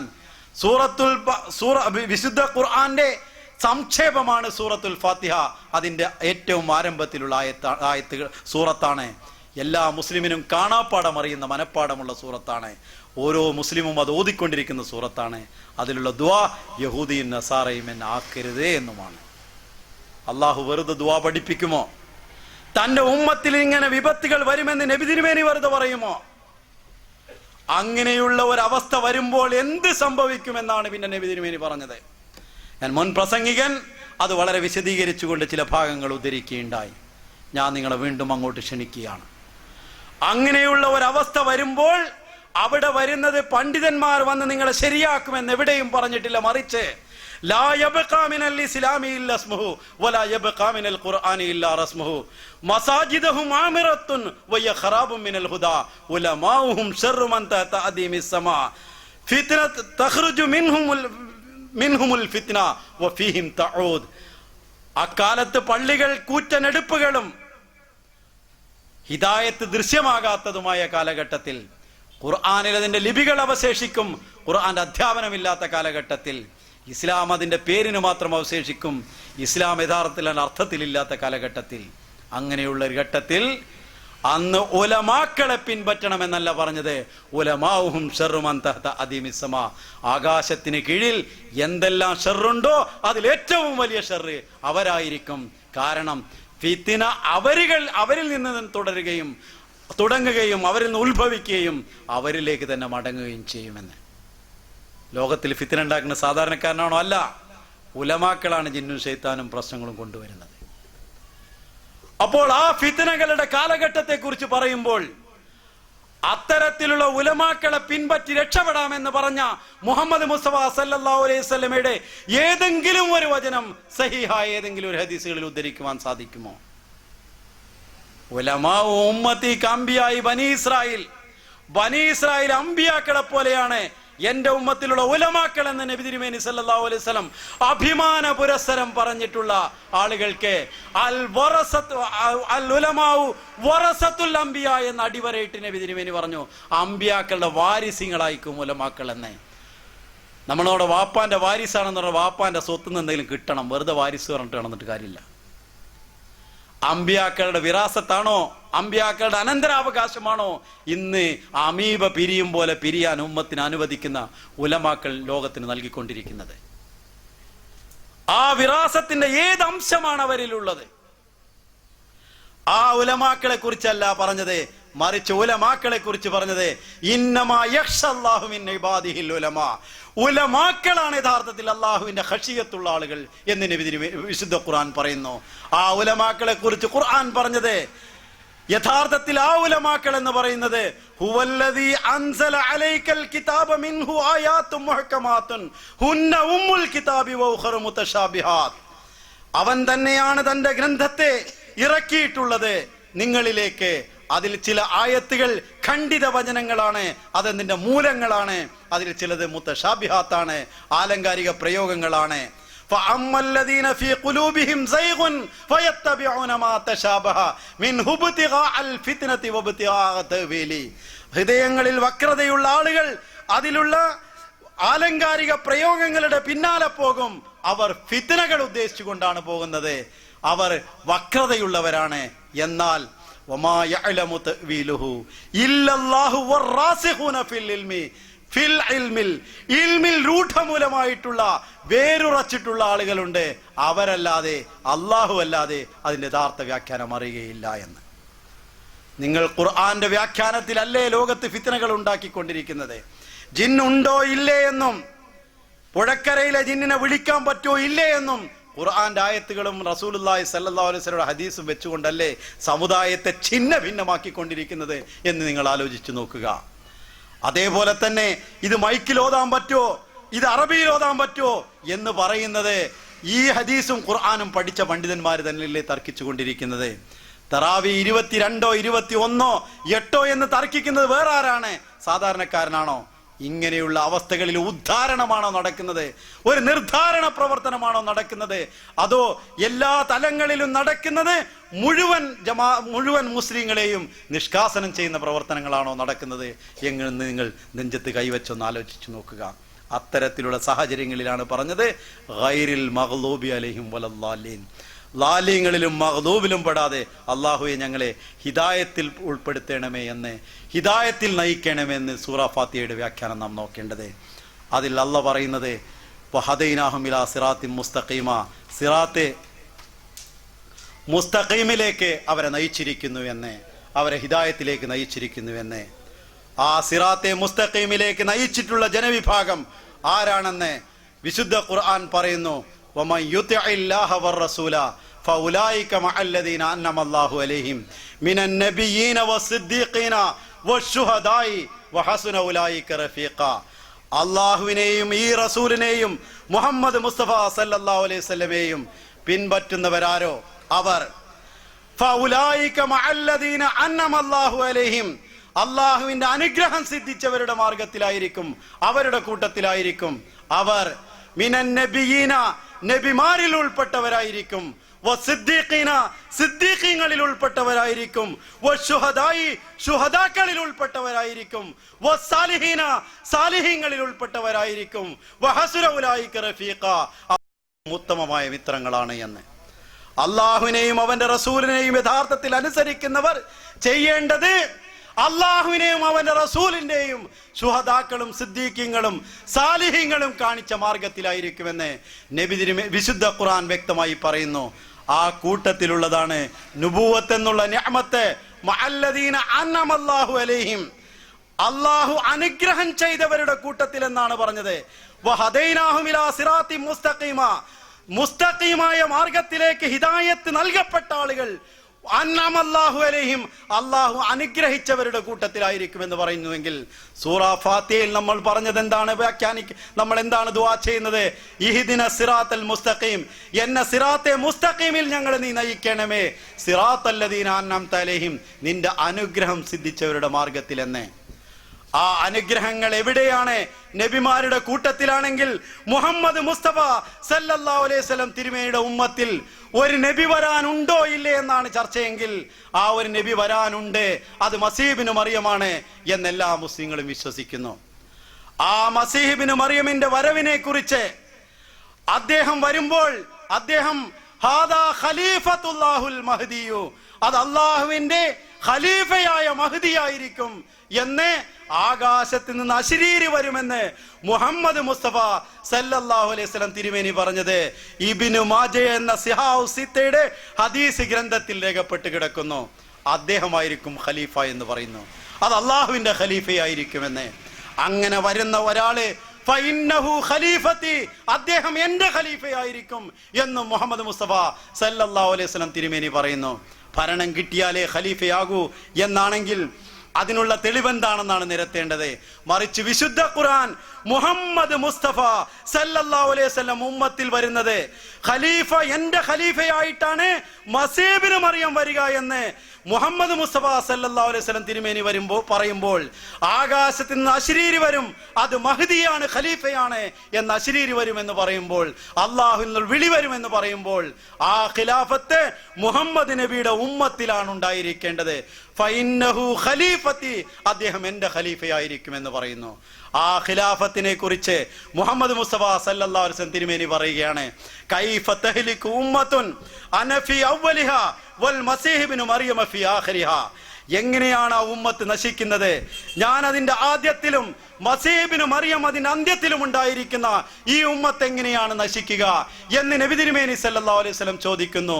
വസ്നാഅശറ ഖലീഫത്തൻ മിൻ ബഅദി, എനിക്ക് ശേഷം 12 ഖലീഫമാരുമുള്ള ഒരു ഉമ്മത്ത് എന്ന് മുഹമ്മദ് മുസ്തഫ സല്ലല്ലാഹു അലൈഹി വസല്ലം തിരുമേനി പറയുന്നു.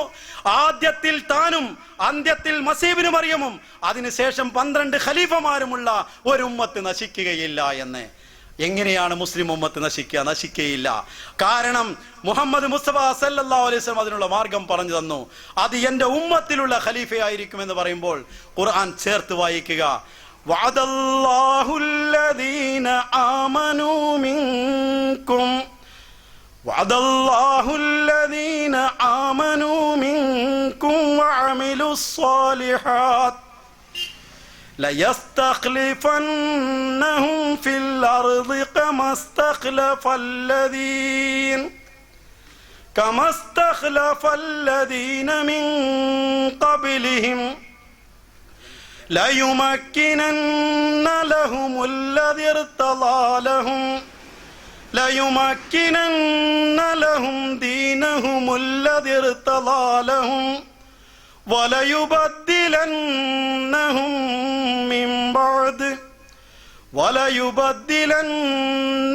من بعد خوفهم أمنا يعبدونني لا يشركون بي شيئا فمن كفر فبعد ذلك ഫഉലൈക ഹുമുൽ ഫാസിഖൂൻ. സൂറത്ത് നൂർ 56-ാമത്തെ വചനം, 24-ാമത്തെ അധ്യായം 56-ാമത്തെ വചനം. വഅദല്ലാഹുല്ലദീന ആമനൂ മിൻകും വഅമിലുസ് സാലിഹാത്ത്. നിങ്ങളിൽ നിന്ന് സത്യവിശ്വാസവും സൽക്കർമ്മവും ചെയ്യുന്ന ആളുകളോട് അള്ളാഹു വാഗ്ദാനം ചെയ്തിരിക്കുന്നു. മിൻകും ഈ ഉമ്മത്തിനെ സംബോധന ചെയ്തുകൊണ്ടാണ് പറഞ്ഞത്. വിശുദ്ധ ഖുർആനിൽ 80-ലധികം സ്ഥലങ്ങളിൽ മിൻകും എന്ന പ്രയോഗം വന്നിട്ടുണ്ട്. അവിടെ ഒരു സ്ഥലത്ത് ആലങ്കാരികമായി പ്രയോഗിച്ചു എന്നല്ലാതെ ബാക്കി 82 സ്ഥലങ്ങളിലും മുഹമ്മദ് മുസ്തഫ സല്ലല്ലാഹു അലൈഹി വസല്ലം ഉമ്മത്താണ് അതുകൊണ്ട് ഉദ്ദേശിക്കപ്പെട്ടിട്ടുള്ളത്. ഈ ഉമ്മത്തിൽ അള്ളാഹു ഖലീഫമാരെ നിയോഗിക്കും. ആ ഖലീഫമാരെ നിയോഗിക്കുമ്പോൾ ലയസ്തഖ്ലിഫന്നഹും, നിശ്ചയമായും അള്ളാഹു അതിൽ ഖലീഫമാരെ നിയോഗിക്കും. ഉലമാക്കൾ കേൾക്കുന്നുവെങ്കിൽ മനസ്സിലാക്കട്ടെ, ലയസ്തഖ്ലിഫന്നഹും സഖീലത്തിന്റെ നൂന് വെച്ചുകൊണ്ട് വളരെ താക്കീതായിക്കൊണ്ട് നിശ്ചയമായും അത് സംഭവിക്കും എന്നാണ് പറഞ്ഞത്. എപ്പോഴോ സംഭവിക്കുമെന്നല്ല പറഞ്ഞത്, നിശ്ചയമായും അങ്ങനെ സംഭവിക്കും. അവരെ ഖലീഫമാരാക്കും. എങ്ങനെ? കമസ്തഖ്ലഫല്ലദീന മിൻ ഖബ്ലിഹിം, അവർക്ക് മുമ്പുള്ളവരെ ഖലീഫമാരാക്കിയതുപോലെ. അതിനുശേഷം ദീനിനെ യുമക്കിനന്ന ലഹും ദീനഹും, അവരുടെ ദീനിനെ ബലപ്പെടുത്തും. അതല്ലാതെ വേറെ പ്രസ്ഥാനങ്ങൾ കൊണ്ടല്ല, ഖിലാഫത്ത് കൊണ്ട് അവരുടെ ദീനിനെ ബലപ്പെടുത്തും. അതും സഖീലത്തിന്റെ നൂന് തന്നെയാണ്. നിശ്ചയമായും അള്ളാഹു ബലപ്പെടുത്തും. മാത്രമല്ല അവരെ എല്ലാ ഭയവിഹ്വലമായ അവസ്ഥയിൽ നിന്നും സമാധാനത്തിന്റെ അന്തരീക്ഷത്തിലേക്ക് അവരെ പരിവർത്തിതമാക്കും. അതും നിശ്ചയമായും എന്ന് പറഞ്ഞു. അതിനുശേഷം ആരെങ്കിലും നിഷേധിക്കുന്നുവെങ്കിൽ അവർ ഫാസിഖ്യങ്ങളായി ഗണിക്കപ്പെടും എന്നും വിശുദ്ധ ഖുർആൻ പറഞ്ഞു. ഞാൻ നിങ്ങളുടെ ശ്രദ്ധയെ ക്ഷണിക്കുന്നത് ഈ ആയത്തിലെ ഒരു പദത്തിലേക്കാണ്. കമസ്തഖ്ലഫല്ലദീന മിൻ ഖബ്ലിഹിം, നിങ്ങൾക്ക് മുമ്പുള്ളവരെ ഖലീഫമാരാക്കിയതുപോലെ എന്നാണ് പറഞ്ഞത്. മുമ്പുള്ള സമുദായം ബനൂ ഇസ്രായേലാണ്. മുഹമ്മദ് മുസ്തഫ സല്ലല്ലാഹു അലൈഹി വസല്ലമയെയും അതേപോലെ തന്നെ പറഞ്ഞു, ഇന്നാ അർസൽനാ ഇലൈക്കും റസൂലൻ കമാ അർസൽനാ ഇലാ ഫിർഔന റസൂല. മൂസാ നബിയെ ഫിർഔനിലേക്ക് റസൂലായി നിയോഗിച്ചതുപോലെ, കമാ അർസൽനാ, അയച്ചതുപോലെ നിങ്ങളിലേക്ക് ഈ ദിക്റായ പ്രവാചകൻ അയച്ചു തന്നിരിക്കുന്നു എന്ന്. അപ്പൊ മൂസാ നബിക്ക് സദൃശനായി മുഹമ്മദ് മുസ്തഫ സല്ലല്ലാഹു അലൈഹി വസല്ലമയെ കമാ എന്ന പദം പ്രയോഗിച്ചുകൊണ്ട് അതേപോലെ എന്ന് പറയുന്നുവെങ്കിൽ, മുഹമ്മദ് നബിയുടെ ഉമ്മത്തിൽ വരുന്ന ഖലീഫമാരെ കുറിച്ച് പറയുമ്പോൾ കമസ്തഖ്ലഫല്ലദീന, മൂസാ നബിയുടെ സമുദായത്തിൽ ബനൂ ഇസ്രായേൽ വന്ന ഖലീഫമാരെ പോലെ എന്ന് തന്നെ ഇവിടെ പറഞ്ഞിരിക്കുന്നു. വിശുദ്ധ ഖുർആൻ നിങ്ങൾ പരതി നോക്കുക. വിശുദ്ധ ഖുർആനിൽ 13 ഖലീഫമാരെ മൂസാ നബിയുടെ ഉമ്മത്തിൽ വന്ന പ്രവാചകന്മാരെ എടുത്തുദ്ധരിച്ച് പേരെടുത്തുദ്ധരിച്ച് പറഞ്ഞിട്ടുണ്ട്. മൂസാ നബിക്ക് ശേഷം വന്ന 13 ഖലീഫമാരിൽ അവസാനം വന്ന ഖാത്തമുൽ ഖുലഫ ഈസാ നബിയെയും പേരെടുത്ത് പറഞ്ഞിരിക്കുന്നു. അതേപോലെ തന്നെ നബി തിരുമേനി പറയുന്നു, എന്റെ ഉമ്മത്തിന്റെ അന്ത്യത്തിൽ ഈസാ ഇബ്നു മറിയം ഖലീഫയെങ്കിൽ 12 ഖലീഫമാർ അതിന്റെ ഇടയിലുണ്ട് എന്ന്. എങ്ങനെ കമാ എന്ന് ഖുർആൻ പറഞ്ഞു, അതേപോലെ തന്നെ നബി തിരുമേനിയുടെ വിശദീകരണവുമുണ്ട്. ആ കമാ എന്ന് പറഞ്ഞാൽ അതേപോലെ എന്ന് പറഞ്ഞാൽ, ഇതേപോലെ ഒരു പെണ്ണ് എന്ന് പറഞ്ഞാൽ ഈ പെണ്ണ് തന്നെ തിരിച്ചു കൊണ്ടുവന്നിട്ട് അതേപോലത്തെ പെണ്ണ് എന്ന് പറയാൻ നിവൃത്തിയില്ല. തശ്ബീഹ് ചെയ്യുന്ന സാധനവും ഏതിനെ കൊണ്ടാണ് സാദൃശ്യപ്പെടുത്തുന്നത് അതും സാദൃശ്യപ്പെടുത്തപ്പെടുന്ന വസ്തുവും രണ്ടും രണ്ടായിരിക്കും എന്നുള്ളത് സാധാരണ ലോജിക്കാണ്, അറബി ഭാഷയുടെ പ്രയോഗമാണ്. അതുകൊണ്ട് തന്നെ മുഹമ്മദ് മുസ്തഫ സല്ലല്ലാഹു അലൈഹി വസല്ലം ഉമ്മത്തിൽ വരുന്ന ഖലീഫമാർ ബനൂ ഇസ്രായേൽ വന്ന ഖലീഫമാരാകുവാൻ നിവൃത്തിയില്ല. അവർക്ക് സദൃശരായ മറ്റൊരാളെ വരാൻ നിവൃത്തിയുള്ളൂ. ഈസാ നബി അലൈഹി സ്വലാം രണ്ടാമത് ഈ ഉമ്മത്തിൽ ഖലീഫയായി വരികയാണെങ്കിൽ കമസ്തഖ്ലഫല്ലദീന എന്ന് പറയുന്ന കമാ എന്ന പദം വിശുദ്ധ ഖുർആനിന് അത് എതിരായിട്ട് വരുമെന്ന കാര്യം നിങ്ങൾ മനസ്സിലാക്കണം. ഞാൻ പറഞ്ഞത് ചുരുക്കി പറയാം. യഹൂദ നസാറാക്കളെ പോലെ ആയിത്തീരുന്ന സമുദായത്തെക്കുറിച്ച് നബി തിരുമേനി ഇവിടെ പ്രവചനം ചെയ്യുന്നു. യഹൂദ നസാറാക്കളെ പോലെ ആക്കി തീർക്കരുതേ എന്ന് സൂറ ഫാത്തിഹയിൽ നമ്മെ ദുആ പഠിപ്പിക്കുന്നു. അവിടെ നിന്ന് നമ്മെ രക്ഷിക്കുന്നതിന് ഇനാം ചെയ്ത മാർഗത്തിൽ, അള്ളാഹുവിന്റെ അനുഗ്രഹം സിദ്ധിച്ചവരുടെ മാർഗത്തിലാക്കണമേ എന്ന് സിറാത്തല്ലദീന അൻഅംത അലൈഹിം എന്ന് നമ്മൾ ദുആ ചെയ്യുന്നു. ആ അള്ളാഹുവിന്റെ അനുഗ്രഹം സിദ്ധിച്ചവരാരാണെന്ന് സൂറത്തു നിസായിൽ അള്ളാഹു വിശദീകരിച്ചുകൊണ്ട് പറയുന്നു, അത് നബിമാരും സിദ്ദീഖീങ്ങളും ശുഹദാക്കളും സാലിഹീങ്ങളുമാണ് എന്ന്. അവരെയാണ് ഹിദായത്തിലാക്കിയത് എന്നും പറയുന്നു. മുഹമ്മദ് നബിയുടെ ഉമ്മത്തിൽ ഖലീഫമാരെ നിയോഗിക്കുമെന്ന് പറയുമ്പോൾ അവർ അള്ളാഹുവിന്റെ അനുഗ്രഹം സിദ്ധിച്ചവരായിരിക്കയില്ലേ? അങ്ങനെ നിയോഗിക്കപ്പെട്ട ഖലീഫമാർ മുജദ്ദിദീങ്ങളെ ഏതെങ്കിലും ഒരു മുജദ്ദിദിനെ പൂമാലയിട്ട് സ്വീകരിച്ചിട്ടുണ്ടോ ആ സമുദായം? ഇസ്ലാമിൽ വന്നിട്ടുള്ള മുജദ്ദിദീങ്ങൾ അഖിലവും ആ കാലഘട്ടത്തിലുള്ള ഉലമാക്കളുടെ തമസിന്റെ മക്കളുടെ കല്ലേറിനും അവരുടെ ഭത്സനങ്ങൾക്കും വിധേയമായിട്ടില്ലേ എന്ന് നിങ്ങൾ ആലോചിച്ചു നോക്കുക. അബൂജഹലിന്റെ സുന്നത്ത് അനുവർത്തിച്ച് നടന്നിരുന്ന ആ കാലഘട്ടത്തിലുള്ള ആളുകൾ, ആ കാലഘട്ടത്തിൽ വന്നിരുന്ന മുജദ്ദിദീങ്ങളെ, ആത്മീയ പരിഷ്കർത്താക്കളെ എതിർത്തിരുന്നു. എല്ലാ വിധത്തിലും അവരെ നശിപ്പിക്കുവാൻ ശ്രമിച്ചിരുന്നു.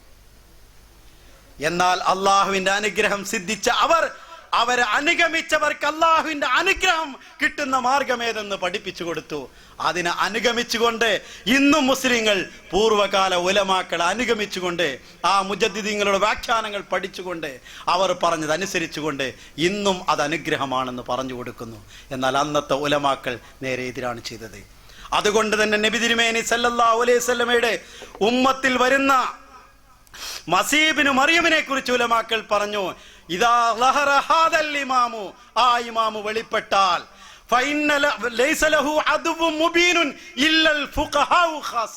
അക്കാലഘട്ടത്തിലെ ഫഖീഹുമാരും പണ്ഡിതന്മാരും അല്ലാതെ മറ്റാരും അവർക്ക് വ്യക്തമായിട്ടുള്ള ശത്രുക്കൾ ഉണ്ടായിരിക്കുകയില്ല.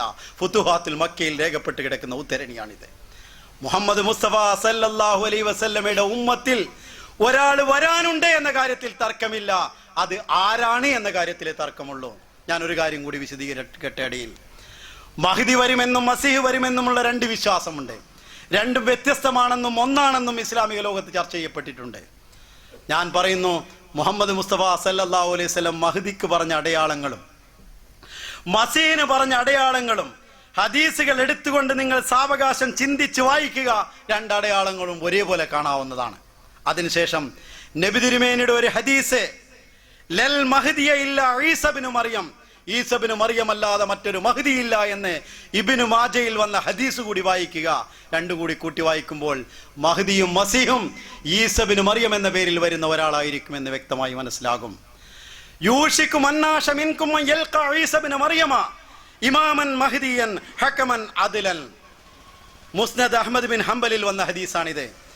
നിങ്ങളിൽ നിന്ന് ജീവിച്ചിരിക്കുന്നവർ മസീബിനു മറിയമിനെ കാണുമാറാകും. ഇമാമൻ മഹ്ദിയൻ, മഹ്ദി ഇമാമായിക്കൊണ്ട് മസീബിനു മറിയമായിക്കൊണ്ട് നിങ്ങൾക്ക് കാണാൻ സാധിക്കുമെന്ന് പറഞ്ഞു. ഹക്കമൻ അദ്ലൻ, നീതിമാനായ വിധിവർത്താവായിക്കൊണ്ട് എന്ന്. മസീഹും മഹ്ദിയും ഒരാളാണെന്ന് മുഹമ്മദ് നബി സല്ലല്ലാഹു അലൈഹി വസല്ലം പറഞ്ഞ രണ്ട് ഹദീസുകളാണ് നിങ്ങളുടെ മുമ്പാകെ ഉദ്ധരിച്ചത്. ആ രണ്ട് മസീഹും മഹ്ദിയെ കുറിച്ചും പറഞ്ഞ അടയാളങ്ങളെ കുറിച്ച് നിങ്ങൾ വായിച്ചു നോക്കുക. രണ്ടും ഒരേപോലെ നിങ്ങൾക്ക് കാണാൻ സാധിക്കുന്നതാണ്.